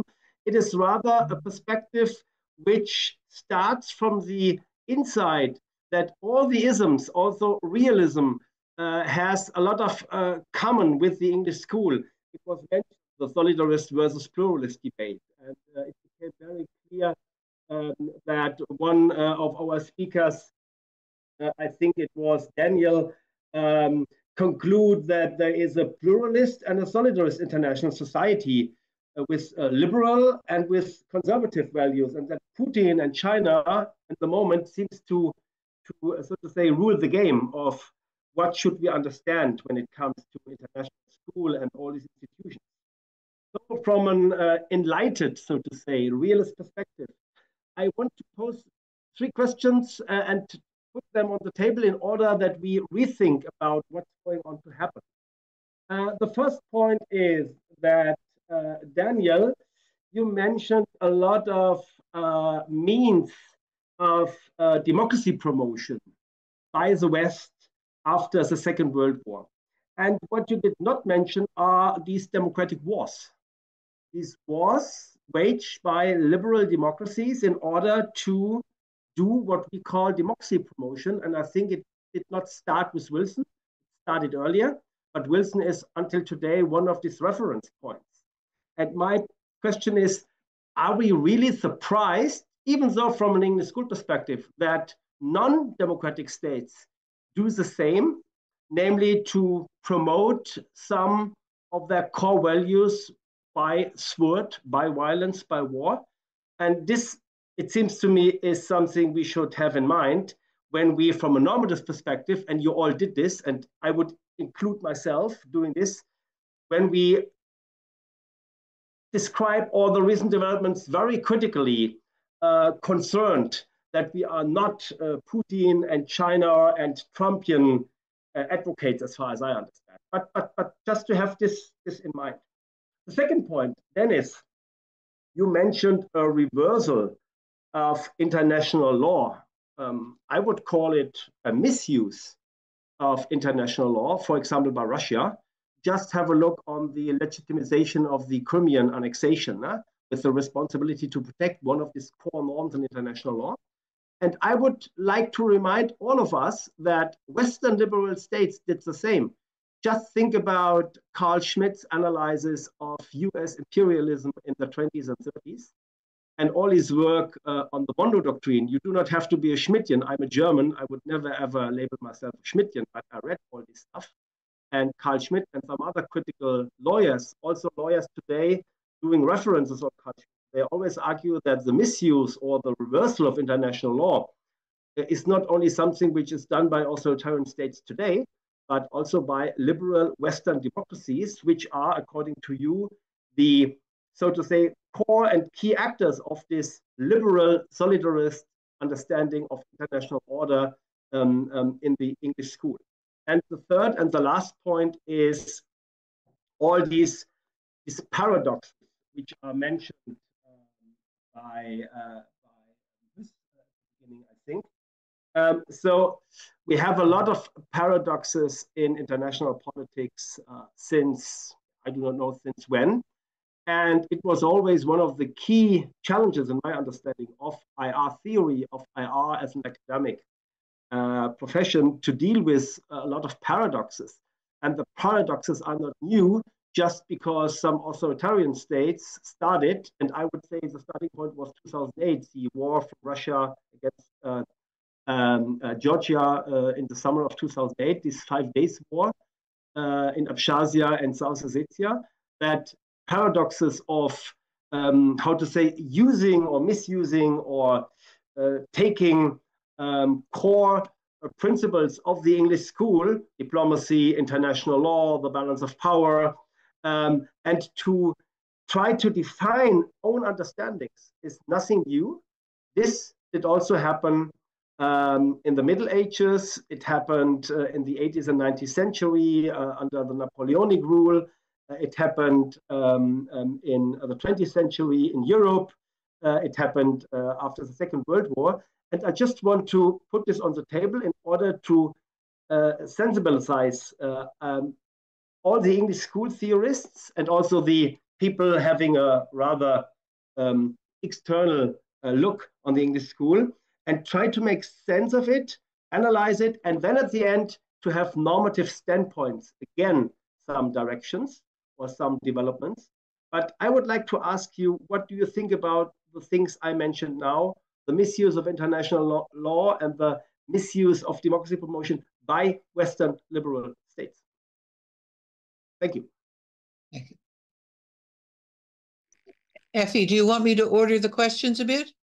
Yes, please, Professor Navari. That I would say that maybe they can answer the questions, and then I will invite Professor Jorgensen, to pass to the second session, discuss a little bit about theoretically and methodologically, if it's okay with you. So yes, please, Professor Navari. The first and very important one is, have we over-focused on Trump? Yes, of course we have. As Tony will point out, as in power transition, these effects are occurring not merely because of Trump. I give you the example, the rise of so-called pluralism in the global South is a consequence of the power transition itself. It's a consequence of them regaining and gaining more power and voice. That's where it's coming from. It's not coming from Trump at all. It's not a Trump effect. If others would like to comment on this very important point, how much have we? What's non-Trump? Yes, that's what's non-Trump, Dennis? Yeah, sorry, because I have to leave in 2 minutes because of childcare obligations. So I thought I was just going to put the stuff on international law out the response, and then I can happily depart and leave you with that. Is that fine? Because there was that's fine. On international law. Go ahead. Sorry, because my dad is doing the childcare, and I think he's surrendering slowly. 2 points on the international law. First of all, I would like to pick up on that point. Absolutely, hypocrisy, I think. Absolutely right. Jeannie Moorfield's written a brilliant book on that, Empire Without Imperialism. Right. I think that net hits a nail on the head when it comes to promotion of international law and democracy. Right now, we're seeing at least outright opposition, and before that, it was a lot of hypocrisy. Absolutely endorse that point. I challenge Carmen on whether this is just difference in interpretation. Don't think it is. We've seen difference on interpretation for a long time before. That is something different, I think, especially when it comes to the use of force, right? There's always been like so much legal debate and statements by State departments when there was the use of force, especially like that has started under the Bush administration, where they've pushed the notions of imminence and always tried to still frame it as self-defense, right? And there was a lot of debate about the meaning of the use of force and how you can stretch that norm. I think what we're seeing at the moment, also in terms of the US and how it tries to just accept some of this is happening, we don't see that kind of haggling over meaning. There is something different happening. And on the point of Alex of R2P and how Russia has framed this, I mean, you can phrase a lot of things in terms of international law until which is not like a haggling over meaning, but which just becomes absurd, right? And it's not like international law anymore. And especially when it comes to R2P, that is not even a legal norm, right? So I'm also careful of whether this can still be couched in this thing of like we are just seeing some different interpretations of international law. I think there is something different happening with that institution. But that much just might be my perspective on it. Keeping it short, thank you. On pariah diplomacy, I'd ask a question to Huss. It's clear that it's clear that Trump is using is not being diplomatic. So there is no diplomacy here. Okay, right. From the point of view of the we might say the normative standard of diplomacy and what it's supposed to accomplish. The question seems to me which I would like to ask is what is this going to be habit forming in the in the wider world? Is diplomacy the suggestion you made is diplomatic endeavors will now be curtailed by great power management. That's what you're suggesting. Right. That's what I'd like to push you a bit on. Yes, I fully agree that it is with your previous answer that there is, I think, we're focusing on Trump exclusively. We are overemphasizing, because I do think there is a qualitative difference with the approach to the management of America's foreign relations, that it is very instructive. I mean, Trump, everyone read the news headlines and observed him among fellow illiberal leaders in Saudi Arabia and Qatar and in UAE, and you get a demonstrably diplomatic, wonderfully warm, full of compliments, a kind of approach that you just did not see towards Zelensky and the other European leaders. So I do think the qualitative shift here is toward a different type of order. It is a decidedly illiberal. Some have mentioned pluralist. Yes, that's true in certain areas, but I think we shouldn't underestimate the deliberate attempt to upend the previous order as much as possible, to tear it apart so that you can reconstruct an entirely different kind of order that puts diplomatic niceties and diplomatic warm relations between illiberal, non-democratic leaders who are not just merely transactional and good business for Trump and his family, but who openly flout the kind of interdependence that we've noticed over the course of the last 75 years. I would challenge and say, yes, hypocrisy has been always around, but liberal hypocrisy is different from illiberal hypocrisy. There are, just as you would encounter a person who might have a kind of ideological inclinations that they're being hypocritical about, political inclinations, socialist, liberal, etc. There are qualitative differences still between those, and I think we're seeing in the reaction, especially out of Canada or Australia in the recent elections, that people understand that liberal hypocrisy is a net material benefit to their countries still, rather than illiberal hypocrisy. So I do think that qualitative shift to a kind of a pariahhood as a way of reconstructing an deliberately non-liberal order to be very important. Can I just echo that? That was exactly what I wanted to say. Thank you, Huss, for exactly. Illiberal hypocrisy is worse than liberal hypocrisy. It was an interesting point that people were making, almost as if maybe that's where the comment about, too much emphasis on Trump, maybe from many people's perspective, there's no difference between Trump and Biden or Trump and Obama, and it's just more of the same. And so, I mean, that's actually, that in a sense, that means that, not much has changed, which is nice, right? If the world perceives the U.S. as pretty much always,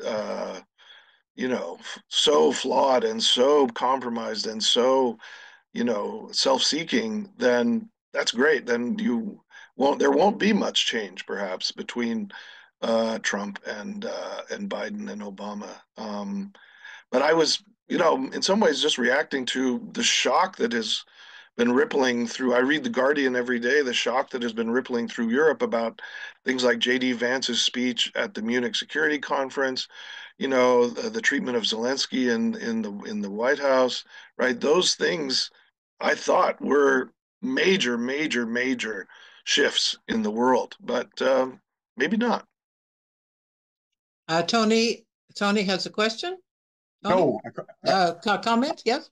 Yeah, I would like to thank the commentators for their questions, including the one on Western abuse or misuse of international law as a long-standing thing, and the question about how deep is the extent of change then. I would say that from an English school perspective, Tim Dunn made an article about that. I did one or two myself. The Iraq War in 2003 seemed to be an attack on fundamental principles of international society itself, because it was utterly against international law and utterly an abuse of the UN system, trying to get or trick the UN Security Council into authorizing force against Iraq in 2003. So of course we have a number of examples, and this is perhaps one of the more remarkable ones. But what was also notable was that the US went out of their way to construct a legal argument, along with Denmark, my country, by the way, and in Great Britain, a very problematic legal argument. And that was perhaps very damaging in itself. But it was as it mattered to try to construct a false legal basis, indicating that the US, of course, broke the rules themselves, but tried to sort of hide it with legal arguments. And compare that to Trump. He does not seem today to need an argument for taking Greenland away from Denmark, which will not happen, but still. He does not seem to make a legal argument for his case that, of course, Ukraine should deliver a greater part of their territory to Russia. He does not seem to base that in any attempt to hang on to basic international rules. So I think there might be still a change there. And then I think that most basically, this both Trump's views on Panama and Canada and Greenland, but certainly Russia's attack on Ukraine, that these are attacks on pluralist international society, because pluralist international society begins with non-intervention, mutual respect of sovereignty, of course, diplomacy, but especially mutual recognition of sovereignty, as Martin White once said, is the starting point of international society and the starting point of pluralist international society. And so I think this is really even more an attack, arguably, on pluralist than certainly also on solidarist international society. So one way of conceptualizing with English school concepts the fundamentality of what is challenged here, in my view. Thank you, Tony. Ari, I think. Excuse me, if you don't mind, to hold some questions for later, because we have to invite Professor Jorgensen, before the time flies. There are some important questions that maybe he would like to address and make some comments. Professor Jorgensen, basically, we have seen so far that, the English School Research Program is still fertile and resilient program through the years. But I would like to ask you, do you think that it remains highly relevant in the 21st century, methodologically, epistemologically? It tries to answer questions like what common rules and values exist and how do they change? What ought the goals of international society to be, ought to be? Do you think that it achieves those goals? If you could please elaborate on that, we would appreciate it. Okay, and you gave me 3 hours, is that correct? Understood? Thank you very much for the floor, Effie. I'll try actually to connect the first part of today's session with the present one, because it seems that in terms of conclusions, there are some notable overlaps. First of all, I took from the first session that the sponsorship of regime change is alive as ever. What has changed is that it's no longer democracy promotion, but something that is not democracy promotion, but it is regime change. And I think the most recent comment here by Tony, who said that maybe actually started in 2003, United States invasion of Iraq. That was regime change, right? It started, and Putin learned quite a lesson from that, because the United States went more or less, it was accepted. There was some noise, of course, diplomatic noise, but apart from that, nothing happened to the United States. So it was a green card. And Putin is a fast learner sometimes. So that's the first overlap in terms of conclusion. The second conclusion is that sort of I took the overall tendency of the first interventions as something that suggested that someone should begin preparing what I would call a book entitled The 35 Years Crisis. Not the 20 years crisis, the car book, but the 35 years crisis. And the starting year would be 1991, the dissolution of the Soviet Union, because we see some continuities, and it's sort of maybe reaching sort of a maximum right now or in the coming years. So I think it's time now to write, at least begin writing the 35 years crisis. About your questions, Effie, I would like to approach them in 2 different ways. One is slightly impressionistic, and the other one is more English school focused.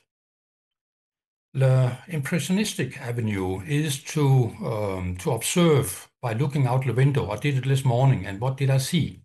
And okay, I get it that there might be something wrong with my window, but the following is what I saw.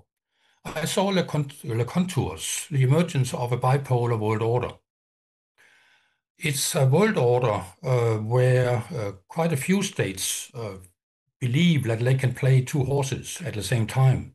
And sometimes it seems that they are actually successful in riding two horses at the same time, that is, staying neutral, but sort of backing both sides. I also see a shift of alignments. When we had the good old Cold War bipolar order, we saw changes also in alignment. Certainly, Egypt went from east to west. China became a little bit of a middle roader from the opening in with 1972. And we see some similar shifts right now. I think that is the game that India and South Africa are playing. They don't want to take sort of side only, exclusively. We see a tendency that territorial conquest is back in vogue. It's becoming increasingly popular. And I'm sure that all people here on my screen can come up with some empirical examples. Some are big examples, some are small examples, from Morocco into West Sahara, from Israel into Gaza and the West Bank, from Russia into Ukraine, and so on and so forth. So there's a whole palette of empirical cases of territorial conquest. A third tendency is that the majority world of states that are governed by dictators or authoritarian leaders or autocrats has been joined by Trump. He's maybe not yet an autocrat, but he's a wannabe autocrat. So it's let's speak the same language. Let's share practices and discourses and so on and so forth. Then what is left in the world order? It is called what I call the rest of the West. It is left with a task of supporting Ukraine, rescuing what one could call the remains of the multilateral system, and fighting internal centrifugal forces, many of which are supported by the reactionary Internationale that Tony mentioned before. Those reactionary forces around the world who sponsor regime change, also in the European Union. So basically, that is sort of the impressionistic view of where we are. If I then change to the English school perspective, then I'll just focus on one single facet of the English school. I know it's a very rich tradition, so we can talk about it throughout the entire roundtable here today. I don't want to do that. I don't have the time for it. I'll simply take my point of departure in Hedley-Bulls' definition of what is an international society. Basically, it has three components. States should be conscious of certain common interests and common values. Take that as a question and look around the world and see if states are conscious of that any longer. My observation is that they are exactly the opposite, more and more. It is in decline, this consciousness of common values and common interests. Instead, it's a definition of national interest in a very narrow, self-interested fashion that has become more of a trend. Second component is that states should conceive themselves to be bound by a common set of rules. Is that what we see when we look out the window? Less and less in through my window. It is simply sort of a tendency towards, it was mentioned previously today, it's a tendency to disrupt what exists, maybe to build something new that is more serving the leader who are disrupting. And it is sometimes also defining common values as Western values, for which reason they can be disregarded or should be. So there are many different motivations for not observing or respecting or playing by the rules. Third part of the definition is that states should share in the working of common institutions. And again, if you summarize what we learned during the first session of this roundtable, basically the message is overall that they don't. Diplomacy is going down the drain, at least as diplomacy has existed the last 300 years. It's disrupted. International law, well, Danish gave a full expose, so I don't need to. It's in dire straits.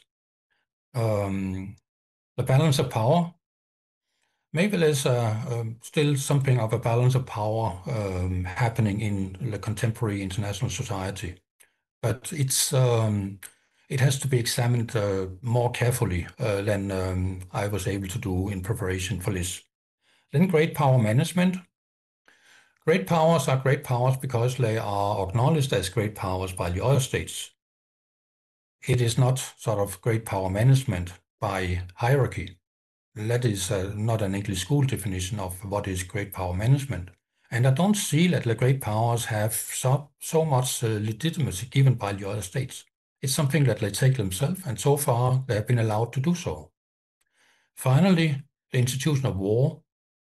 I don't see any repetition of the first Gulf War, when Saddam Hussein was kicked out of Kuwait in order to re-establish international order by means of war. I don't see that coming. I have not observed it during the last 30 years. So finally, if we consider multilateralism as a fundamental or basic international institution in English school terms, again, it is not something that states are sharing, quite the opposite. It is demanding more and more from multilateral institutions and investing less and less political and economic capital in them. So, in other words, my outlook is quite bleak, but sometimes the English school is known to be quite bleak on the one hand, and on the other hand, acknowledge that, well, everything seems to be difficult, but it works nonetheless. So that is kind of surprising. But it doesn't need necessarily to continue working as it does. It could go worse. For that reason, maybe it's time to write the 35 years crisis. Maybe it's time to compare the outcome of the war in Ukraine or the support for the war in Ukraine from the West with the Western or democratic support of democratic Spain in the 1930s. Sorry for being bleak or not so optimistic, but that is my reading. Thank you. Thank you, Professor Jorgensen. I think the English school does provide a platform for a global conversation about values in international relations. Today's discussion has shown that. So now we can open the floor to questions from the audience, from the participants. I think Professor Kakovich had a question before, had his hand raised. Professor Kakovich? Yes, thank you very much. Actually, those are very two short comments following questions by Carmen, and I think it's interesting following Professor Jorgensen he was referring, because Carmen, you asked about whether it will go back to this idea of concert. It cannot be just the three great powers. Where is Europe? And I think Professor Jorgensen also referred, and it was missing in the hour and a half that we had, the reference to the global south or to the emerging powers that they are important. I mean, we have been quite obsessed. We are obsessed. We are fascinated by Trump, you know. So I think that's something that has to be emphasized. And remember that before the war, Charlie Kupchan and Richard Haas they had this very optimistic article about returning the great power concert, and then the war in Ukraine came, and everything went down the drain. And in a sense, it's your question, Cornelia, regarding the power transition that started before Trump, because this idea of transactionalism, it's not just Trump. That was, I think the economists refer to the 35 or so countries that they were playing in between, and the global south countries that they are hedging. They don't want to take a position between Russia and China, between Russia and the US, between China and the US. So it's a complicated world, and we have to, you can hear that from my Latin American roots. I think we have to bring the emerging regional powers, Brazil, Indonesia, Mexico, India, whatever, to the discussion. And this was missing from the discussion. Thank you. Thank you. Professor Stavrakis? Yes, thank you. I'd like to go back to what Professor Jorgensen was saying. for me, international society cannot be static. And this goes back to the discussion very early in the English school and the distinction between an international system and international society, in the sense that sometimes international society can be something very progressive, okay? And we move to a more solidarist international society, but also can go the other way. So we may move towards the international system. And that's why there was a discussion, how do we distinguish one from the other? So probably in these years, we find ourselves as being closer to the international system definition, but nothing tells us in the future where things will change. The second thing is the geographical dimension of international society. We can say that it's not the global system may be very close at this moment to an international system, but nothing prohibits to have sub-global international societies present. So we can say, for instance, that Europe still has a developed sub-global international society. Even in the Cold War, there was no so developed global international society, but we have more developed systems in the West versus the rest of the world. So nothing is static and things are moving, and geographically and dynamically.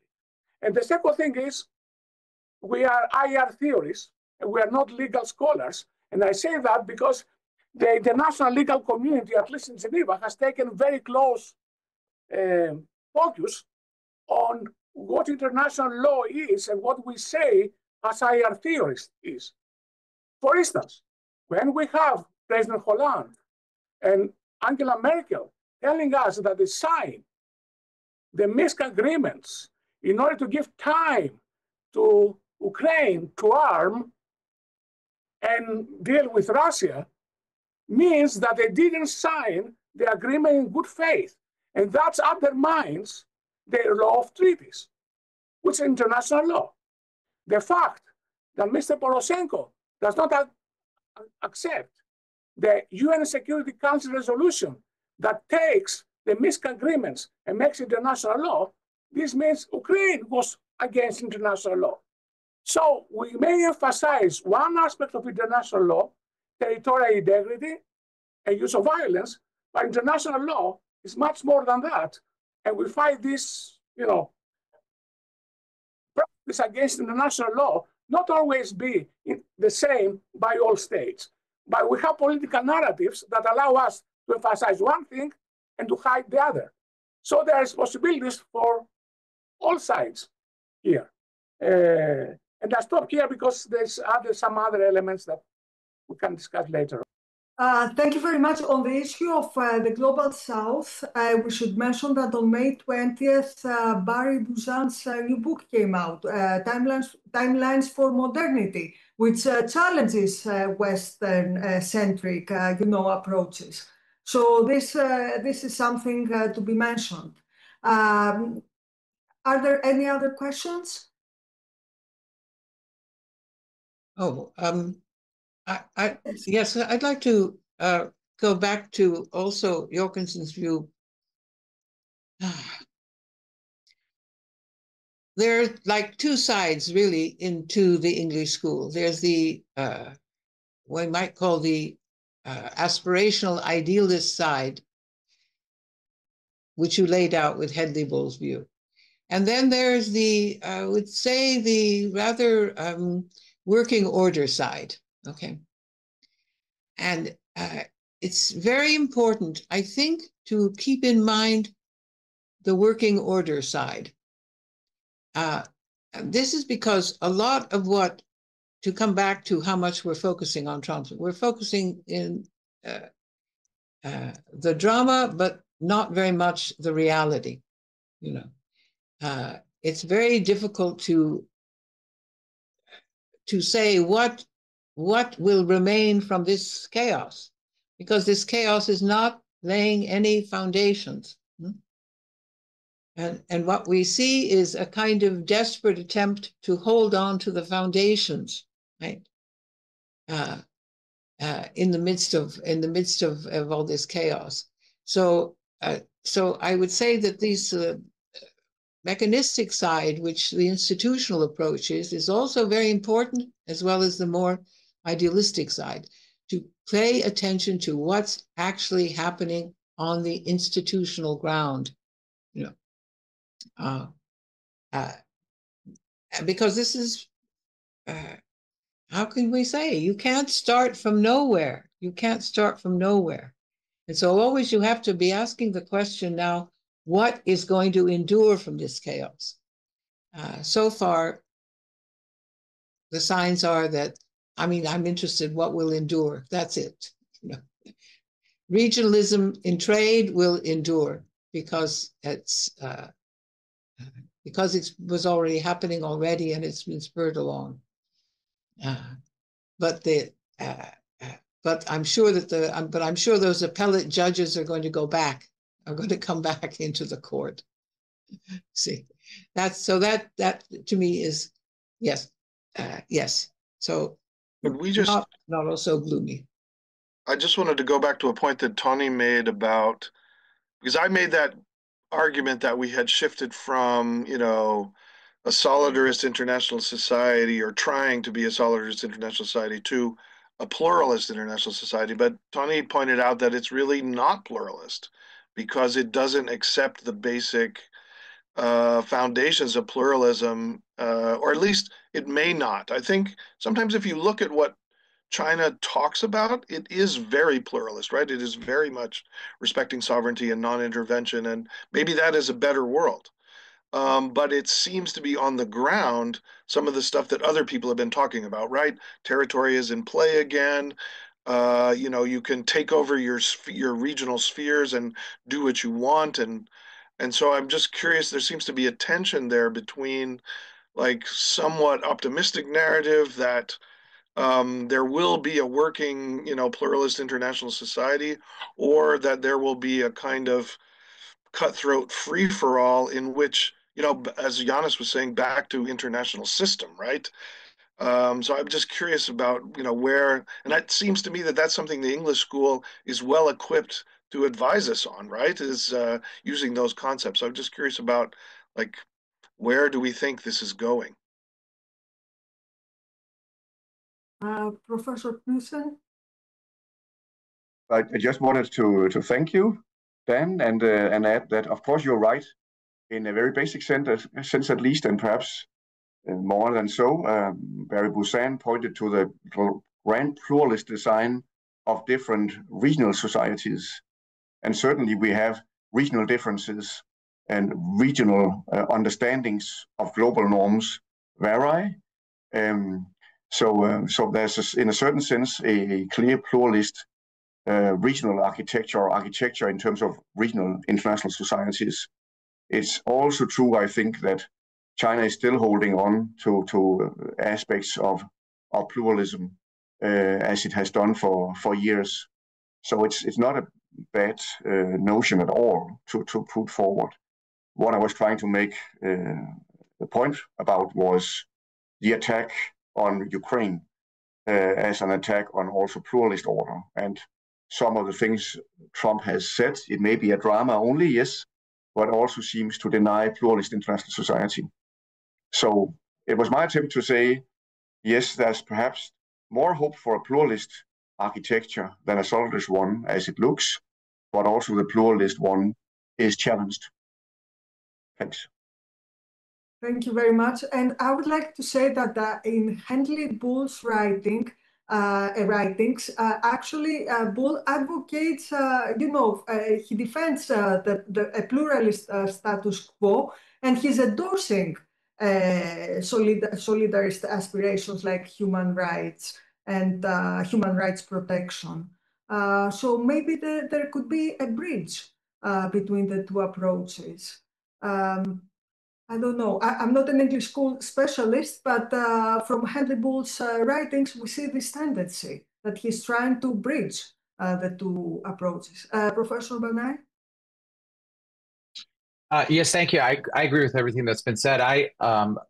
want to just note it's very important that I think Cornelia mentioned there is a tendency to really emphasize the Venn diagram areas of overlap between kind of English schools, more liberal reading of world order with liberal internationalist or institutionalist a school of thought, and to kind of collapse them together. And I think that what Cornelia labels the working order side,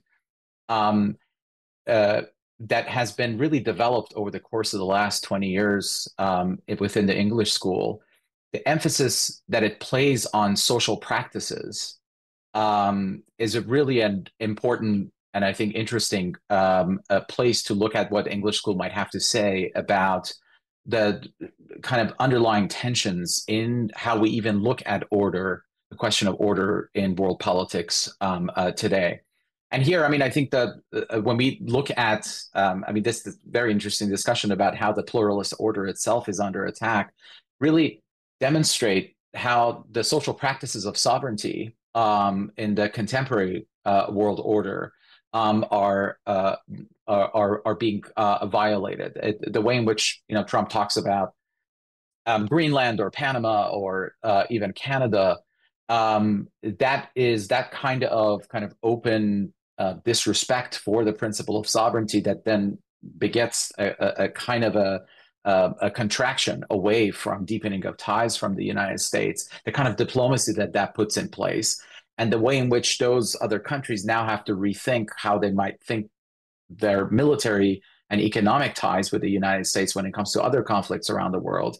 It's very clear that there's a small group of 5 or 7 that is working with Zelensky almost like in a sidebar manner when it comes to Ukraine, then away from the United States, and other portfolios in international politics are also realigning there as well. All of this is to say that the English schools, as the alarm goes back in the background, I apologize. The English schools, I think, emphasis on social practices really allows for us to kind of zoom in a way that other kind of mainstream schools of thought right now are having difficulty kind of figuring out what the coming order might look like. We can look at it in a very kind of a dispassionate way and say, well, the kind of social practices that Trump is advocating is aimed at building perhaps a solid alternative solidarist system that has far more illiberal lines, and it is keen on alliance building. It is keen on developing common rules and institutions that are deliberately not liberal in character. And I think here the alliances with demonstrably anti-liberal regimes, be it Viktor Orban in Hungary, or the inspiration drawn from Trump's foreign and domestic agenda that the Project 2025 outlines from those other illiberal practices, might be a blueprint for looking at and thinking about the kind of social practices that a solidarist anti-liberal set of institutions might represent in the future. Thank you. Professor Napari, and then Professor Jorgensen. Yes, just briefly on social practices. You've made this very important point, but remember that a social practice is something that's shared. It's a shared understanding. Trump's views on, we should look at which of his views are becoming shared. The attacks on sovereignty have actually served to underline, in their shockingness, have served to underline how stable the sovereignty rule is, right? That it seems impossible to imagine. We can't imagine what will happen if Trump will land troops on Greenland. It's also impossible to imagine that he will land troops on Greenland. So yes, social practices is absolutely the way to go. Yes, I agree with you. And so the question is, what is leaking? What's leaking? I think we can have a big debate on how much the territorial integrity rule is leaking. I'll bet you that when they settle Ukraine, there won't have been a territorial shift.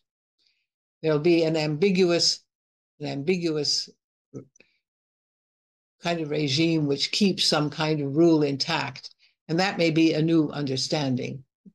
Let's have more ambiguous territorial regimes. Thank you, Professor Navari. Professor Jorgensen? You, Derek? Sorry.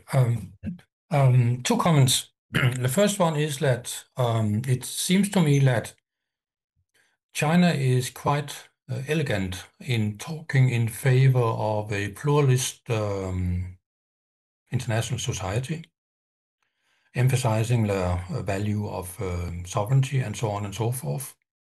But in practice, at the same time, from time to time, undermining the very sovereignty in practice. There's not much support for Ukrainian sovereignty. There's not much support for Philippine sovereignty, at least not the part of Ukraine of the Philippines that stretches into the South China Sea, and so on and so forth. The second comment is that if we look at this definition of international society that Hedley Bull flagged in The Anarchical Society in 1977, I think it's remarkable in the present context where we talk about the English school contribution to understanding the changes in the international order, that 5 years after the publication of The Anarchical Society, Hedley Bull entered into a policy prescription based on his insights, and he recommended that civilian power Europe is a contradiction in terms, as it is well known. So in a sense, he was the very first, from a theoretical perspective, who actually made a plea in favor of what the European Union 10 years later began to talk about as strategic autonomy. Of course, at the time when Bull was proposing this military power Europe, it wasn't taken up. It was politically impossible in the context of the European Union at the time. There were several member states who fiercely rejected the very idea, Denmark included. But it was put on the political agenda. Then it didn't have any chance to actually get through. But it then simmered, and 20 years later, it again popped up on the political agenda of the EU, and then it has sort of simmered ever since. Became very prominent policy guidance paper during the last 5 years. Basically since the European Union lost the United Kingdom. It was a wake-up call that we are now, one member state less, and we need to get our acts together, because also Merkel observed that sometimes her phone was tapped by a so-called ally. So we have to be able to have strategic autonomy. That was put on the agenda and has evolved ever since. Now it seems that the European Union is becoming what Bull recommended back in the early 80s, a military power Europe. Thank you. Professor Green? Yeah, I mentioned China just because, as I said, in rhetoric, they seem to be very pluralist. But yes, exactly, they don't. In fact, I think what made me or makes us think that we've shifted away from, we shifted to a pluralist international society is that the tension, I mean, basically the US was in a sense, the invasion of Ukraine, it certainly was kind of reviving the Cold War, right? The US is very comfortable with a bipolar world in which there is, according to US rhetoric, a kind of a free world versus the enemies of freedom, and the US can be the leader of the free world. And then Trump has completely changed that because Trump doesn't view the United States' role in any such way. And so, in a sense, you don't have the tensions between the great powers over domestic political differences because Trump doesn't care about that. Trump is not a Democrat. So that might make us think that we've shifted to a pluralist world. But in fact, as Tony was pointing out, we haven't, because everybody realizes that, China is trying to establish control in its area. Russia is establishing, it's what they call sphering, right? major powers are sphering, I don't think that that is some kind of benign regional society. It's basically regional empires dominated by great powers. That's what's happening. And India is completely trying to dominate its region, and but maybe those great powers will not. I think that was the point of Stacey Goddard's Foreign Affairs cover story, right? Was that the great powers won't necessarily war amongst themselves. They will simply take over their regions and be happy with their regions and dominating their regions. But I want to come back to one point I made, which was no one really pushed back on my idea that Europe is now the leader of the free world. Europe should be the champion of the things that maybe the US hypocritically used to champion. Does anybody agree or disagree with that? And or are we all realists? And the US was always realist, and nobody really took the US liberal hypocrisy seriously, and so we're all realists, and there is no reason to kind of champion democracy or human rights. It's all a joke. I was just curious if anybody is optimistic or pessimistic about Europe's ability to change the world in a more liberal direction. Professor Stavraktis? Yes, going back to Dan's question. How Europe can profess what it is when in fact it's silent about Gaza. That's a big problem. Second, members of the European Union, member states, are not so progressive.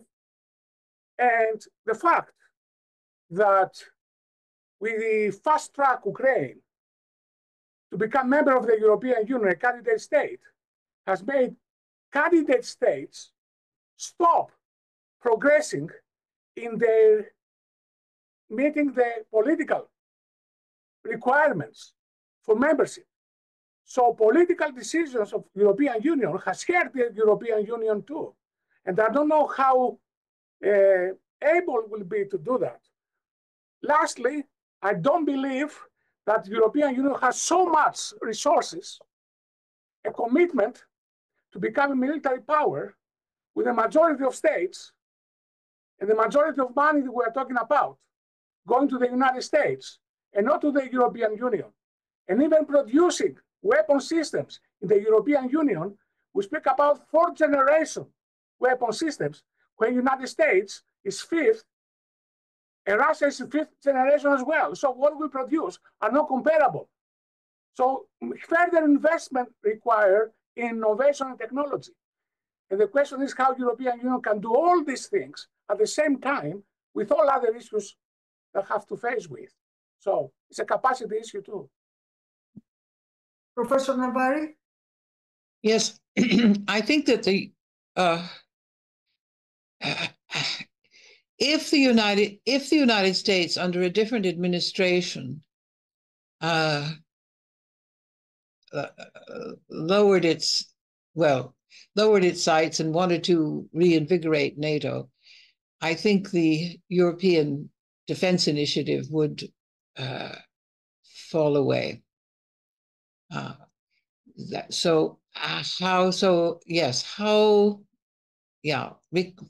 the reasons that Yanis is even saying, it's materially, it's in material terms, it's so difficult to imagine with all the claims that are coming on Europe, but it's really going to be able to imagine to really fully weaponize itself. Although different theories of defense might come to its aid, but my feeling is that they'll, I'll leave it there. Thank you, Professor Knudsen.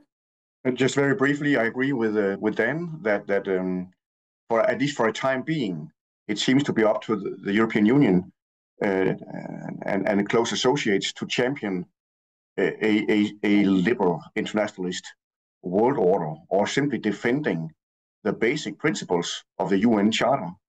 And I'm sure it seems to me that that's certainly a self-perception at the European Union, that for a time being, we are quite alone with some important partners, but cannot count on the US in this respect. So there's a mission realized collectively at EU headquarters at the least. But when it comes to Gaza, EU finds it very difficult to champion a liberal world order. That's obvious. And no one is ideal, and certainly not either the European Union.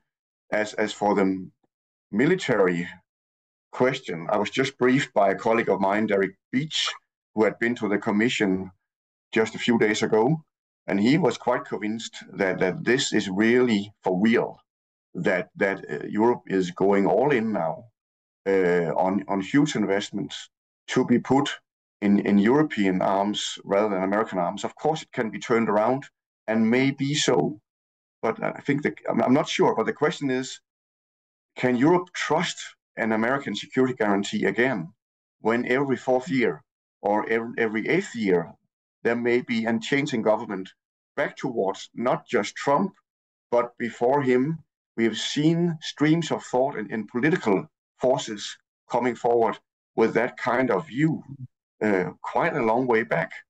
So under the impression of a Russian threat, and certainly to the Baltic states and Poland and Eastern Europe, will Europe be willing and able to trust an American security guarantee?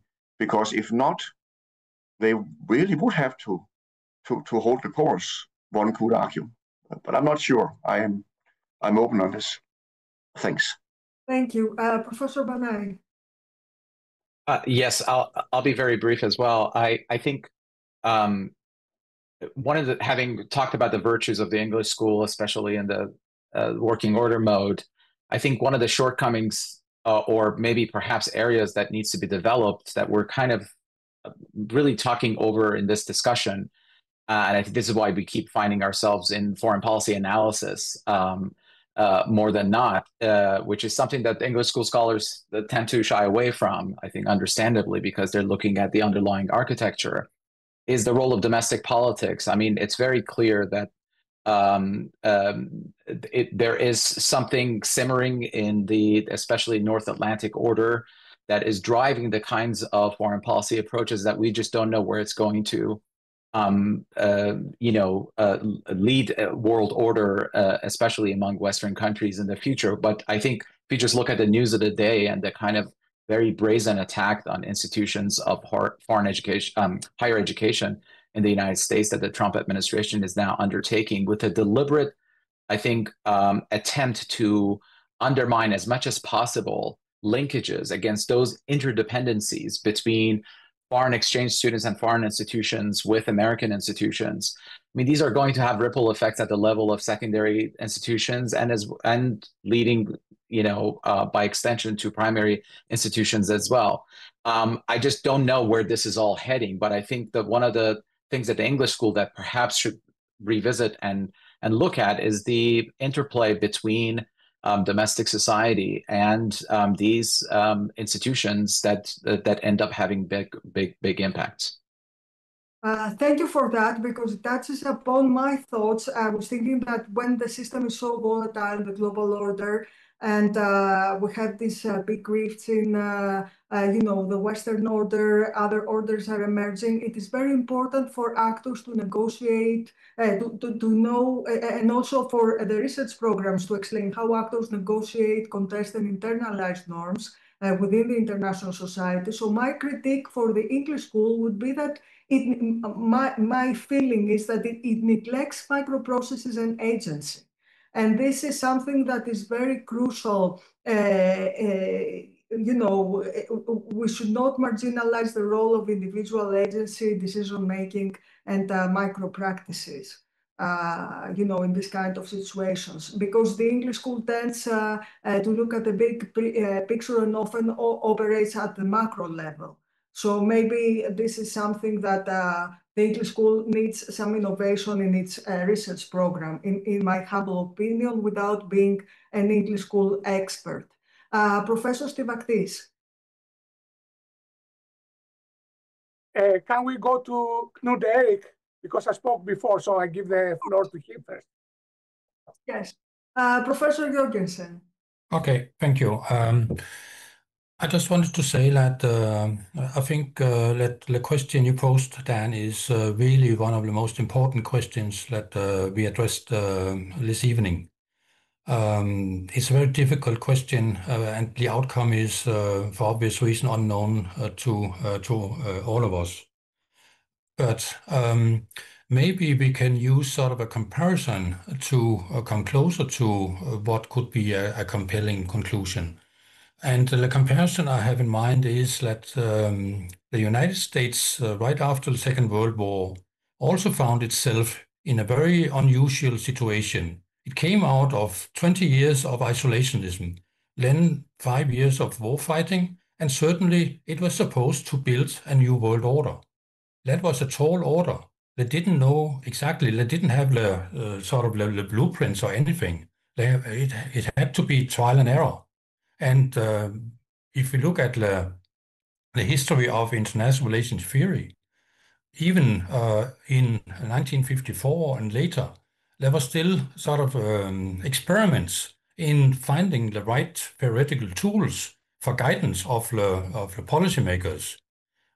1954, this important, well, it was supposed to be important conference where realism should be catapulted into be sort of the theoretical hegemony that should really tell the policymakers how to do it, how to fight the Russians and all the rest of it.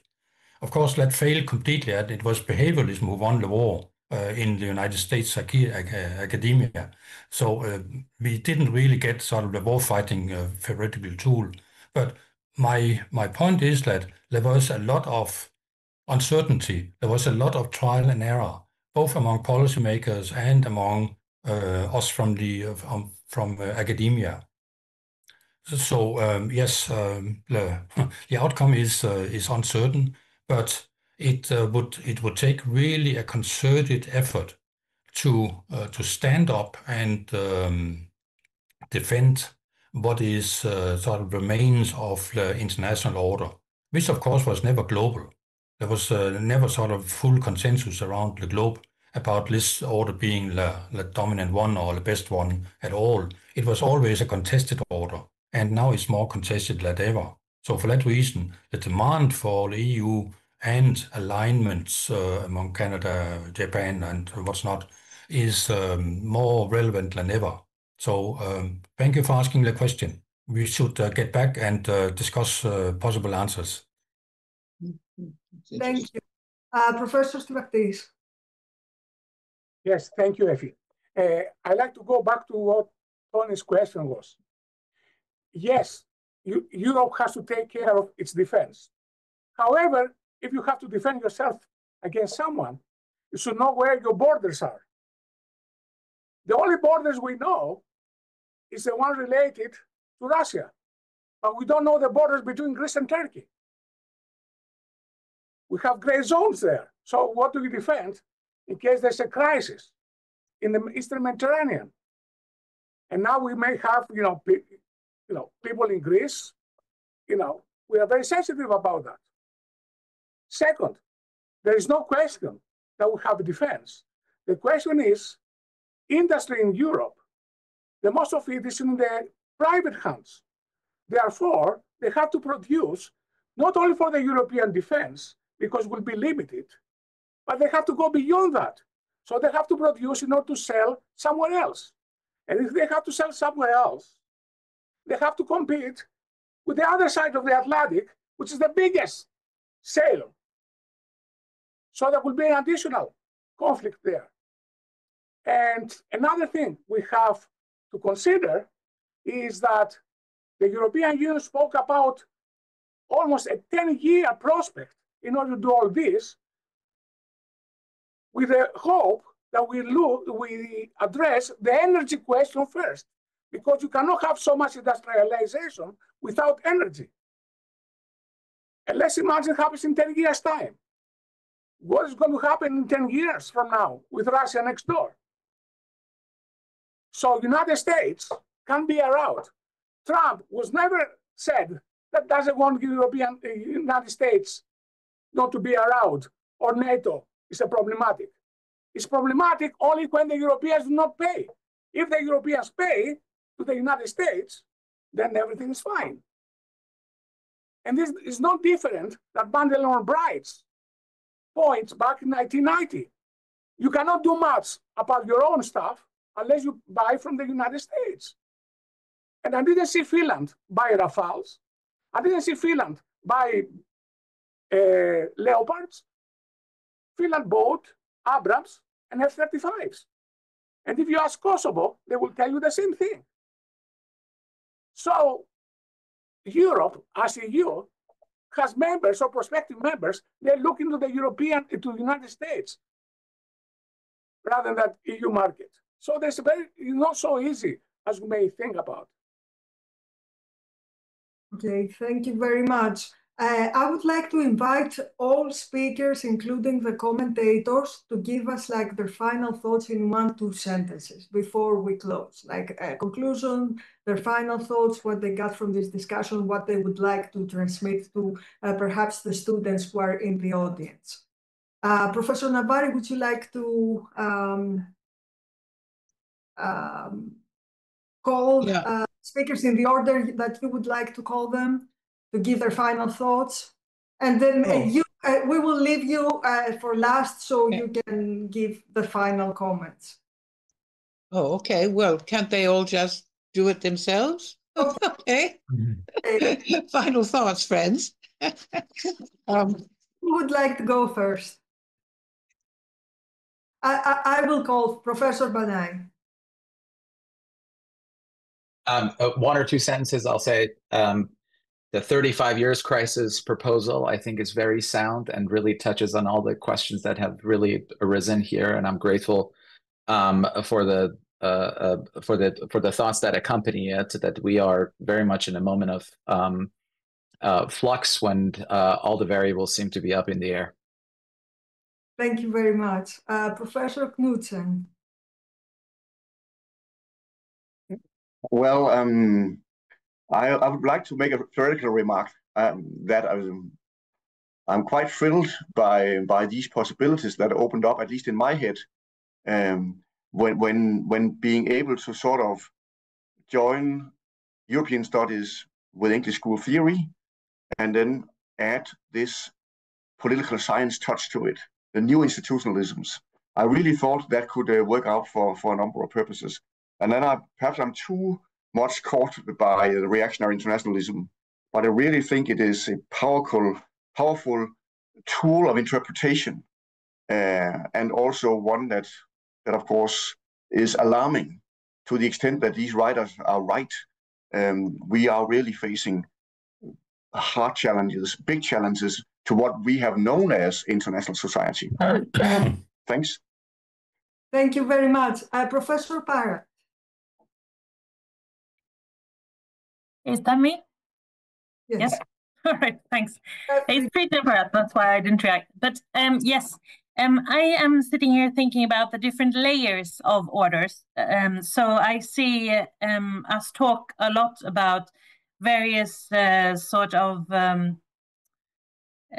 layers of orders. So we have the liberal order, we have regional orders, we have the global sort of pluralist order, then we have an international systems order, and I see processes having been touched upon here that move on all these orders or all of these levels, and how they sometimes reinforce each other and sometimes play in different directions. So that's what I'll take with me for today.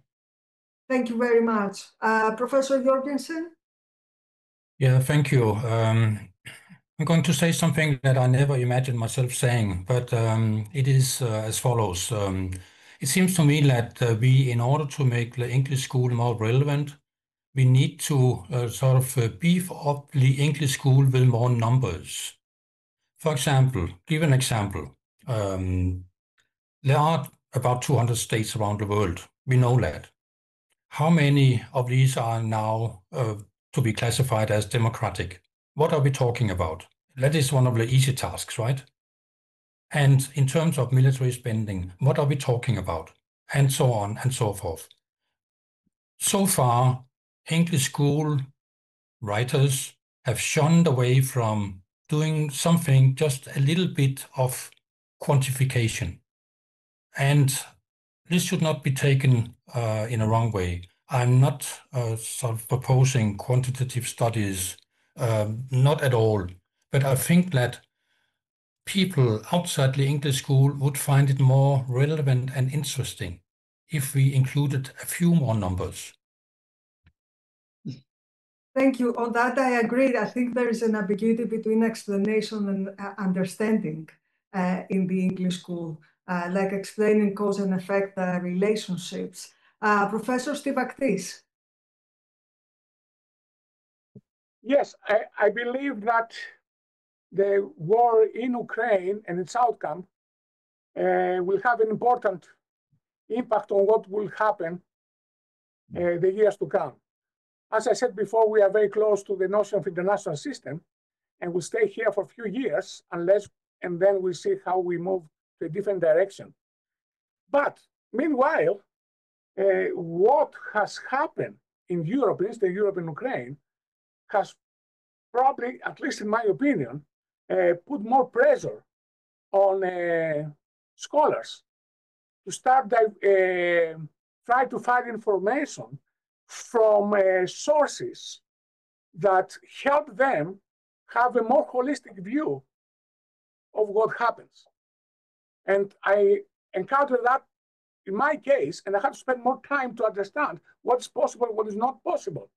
So that's the two things I'd like to share with the panelists and the audience tonight. Thank you. Professor Green. Well, this has really been fun and wonderful. And so thanks to everybody for doing this, getting this together. Thank you, Effie and Cornelia in particular. I would say in the big picture, I do historical IR, and in the big picture, you know, the golden age of right-wing populism is the result of the incredible dislocations of global neoliberalism and globalization since the 1980s. Mm-hmm.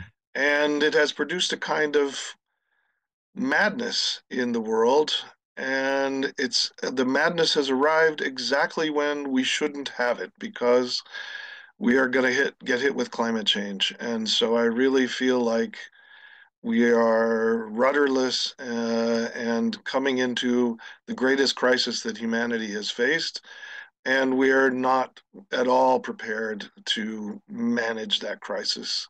And so I don't know. The next few years are going to be incredibly interesting. I'm not going to retire just so that I can teach about it and keep my hand in the game about, you know, learning about it. But I'm really worried about the next 6 or 8 years. But we'll see. It's going to be interesting. Thank you very much. Carmen? Yes, thank you. I suppose taking a step back, my main takeaway or final comment would be, and I suspect I'm echoing people here, on the continued importance of theory and historical perspectives in both interrogating concepts and what we mean by key terms and the world around us, and in the possibilities it offers in continuing to understand or explain the world, what goes in the world around us today, and new directions we can continue taking international relations theory in. Thank you, Carmen. Alex? Yeah, I also want to conclude with a rather pessimistic view, which is not surprisingly given a realist perspective on international studies. But again, I would like to underline that my understanding, at least, there are, how to say, developments which are not new. And I think it was I'm not sure, Tommy, who argued that, or Knut Eriks, who argued a couple of minutes ago that Putin, for example, has learned a lot in the last 25 years when Russia was rather weak. At the end of the 90s, when Putin came to power, they were not able to stop some developments, the Iraq war, Afghanistan war, the Western decisions towards NATO enlargement, and so on and so forth. And now they in my understanding at least, use the same methods, the same instruments, the same rhetoric when it comes to the legitimization, not only from a political or moral, but also from an international law perspective. And this, it seems to me, does mean that the Western liberal states, we as part of it, at least this is my understanding of my person at my job teaching IR in a democratic state such as Germany, that our understanding maybe is to have these historical examples in mind, as Carmen argued. Realism can contribute a lot on this. Carmen mentioned Carr, Eric mentioned the 135 years crisis or whatever. Secondly, that we try to understand what is happening without getting nervous or without getting enthusiastic, without being too pessimistic, without being too optimistic. So this is rather this prudent, rational, realist understanding of how a statesman or a stateswoman should act and react. And at the end, I think we have to learn that maybe the English school as a historical product after the Second World War was something which was so successful because the preconditions had been so advantageous, so good, given the US hegemony, this liberal Germany. Eikenberry did write a lot of stuff about it. But now things are changing, and we have to accept maybe different understandings, what international law is, what pluralism is, what democracy is, even though it is hard to accept within a state. Look at Germany, we have far right-wing populist party, which is the second strongest party in the meantime, with completely different understanding about German history. But I think there is no chance but to go on with the debates on a political, on an academic level, but also when it comes to our private life as a citizen, that we have to accept different understandings, because I think that the English school and this core understanding of a world order, which is rather based on liberal Western values, was a time which maybe has an end. I do not know what it means for the academic discourse, but it seems to me that at least in the last couple of years, when Western liberal states like the US and presidencies started to act against this understanding or order, then it's time to put at least the duration of this order into question, and maybe last point, to make some theoretical, academic, but also some political decisions based on core insights that this is a deep crisis, and the only chance to deal with this crisis is to accept the crisis and to rethink some things, and to accept again that there obviously are different understandings about values, about solidarism, about pluralism, and that's the way it is. Also in Europe, because Russia is again a European power, as far as I have learned in West Germany. Thank you, Alex. And last but not least, Professor Navari. Okay. Let's see. First, the importance of historical analogy. That's very illuminating, Knut-Erik, which gives us a comparative basis in thinking about world orders and where they've got to. Secondly, I reaffirm, all this talk makes me reaffirm that what we're on about is the dialogue of states. The dialogue of states and state persons, not our own views, Alex. Don't anticipate what people understand or don't understand or what we should understand. Let's listen to what's going on out there, okay? And what in it is shared and what's not shared, and where the schisms are lying. And I finally thoroughly approve of Knut-Eriksen's advice to start putting some counting numbers into how many states really are liberal, and even more particularly the varieties of liberalism among them. Okay, and yes, certainly moving.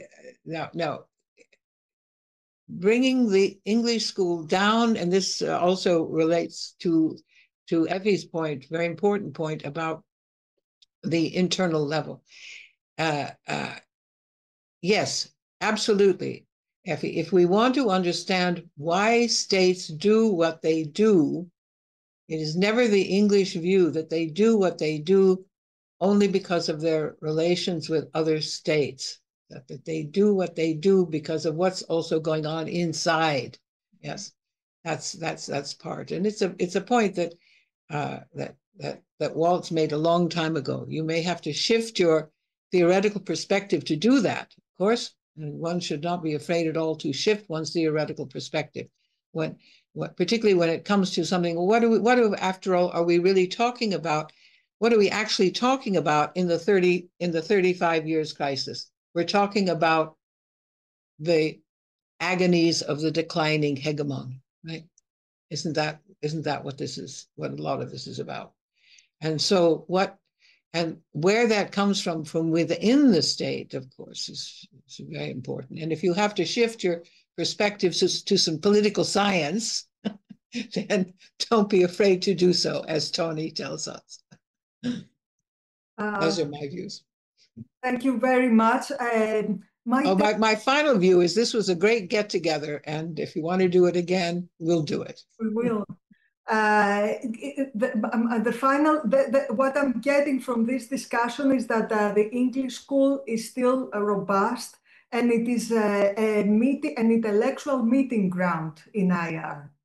We should acknowledge that, because it's not tied to any specific ideology. You cannot say that it's purely liberal or purely realist. And this allows the English school to incorporate voices from all camps in IIER theory, from cosmopolitan theorists to moral philosophers. So this brings great value to all discussions. And also its concepts of international society and world society invite scholars from different backgrounds to debate what fundamental rules of the game are and should be, which is very important, this discussion now with the emerging world order with Trump and after Trump, what is going to happen.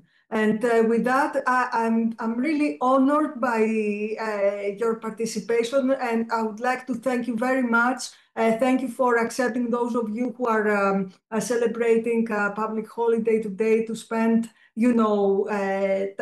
part of your day with us. We're very honored. I would like to thank Professor Navari so much for guiding me to organize this roundtable, for advising me. Professor Navari, I'm very grateful. And of course, we're going to organize more events. I would like to thank our commentators. Professor Libo had to leave, but it's always a pleasure to see him, Alex and Carmen. And of course, the students and scholars who were in the audience for so long. Thank you all very much. And with that, I'm closing this roundtable, and I wish to see you in person in perhaps ISA in Columbus, or in another occasion, maybe another virtual event.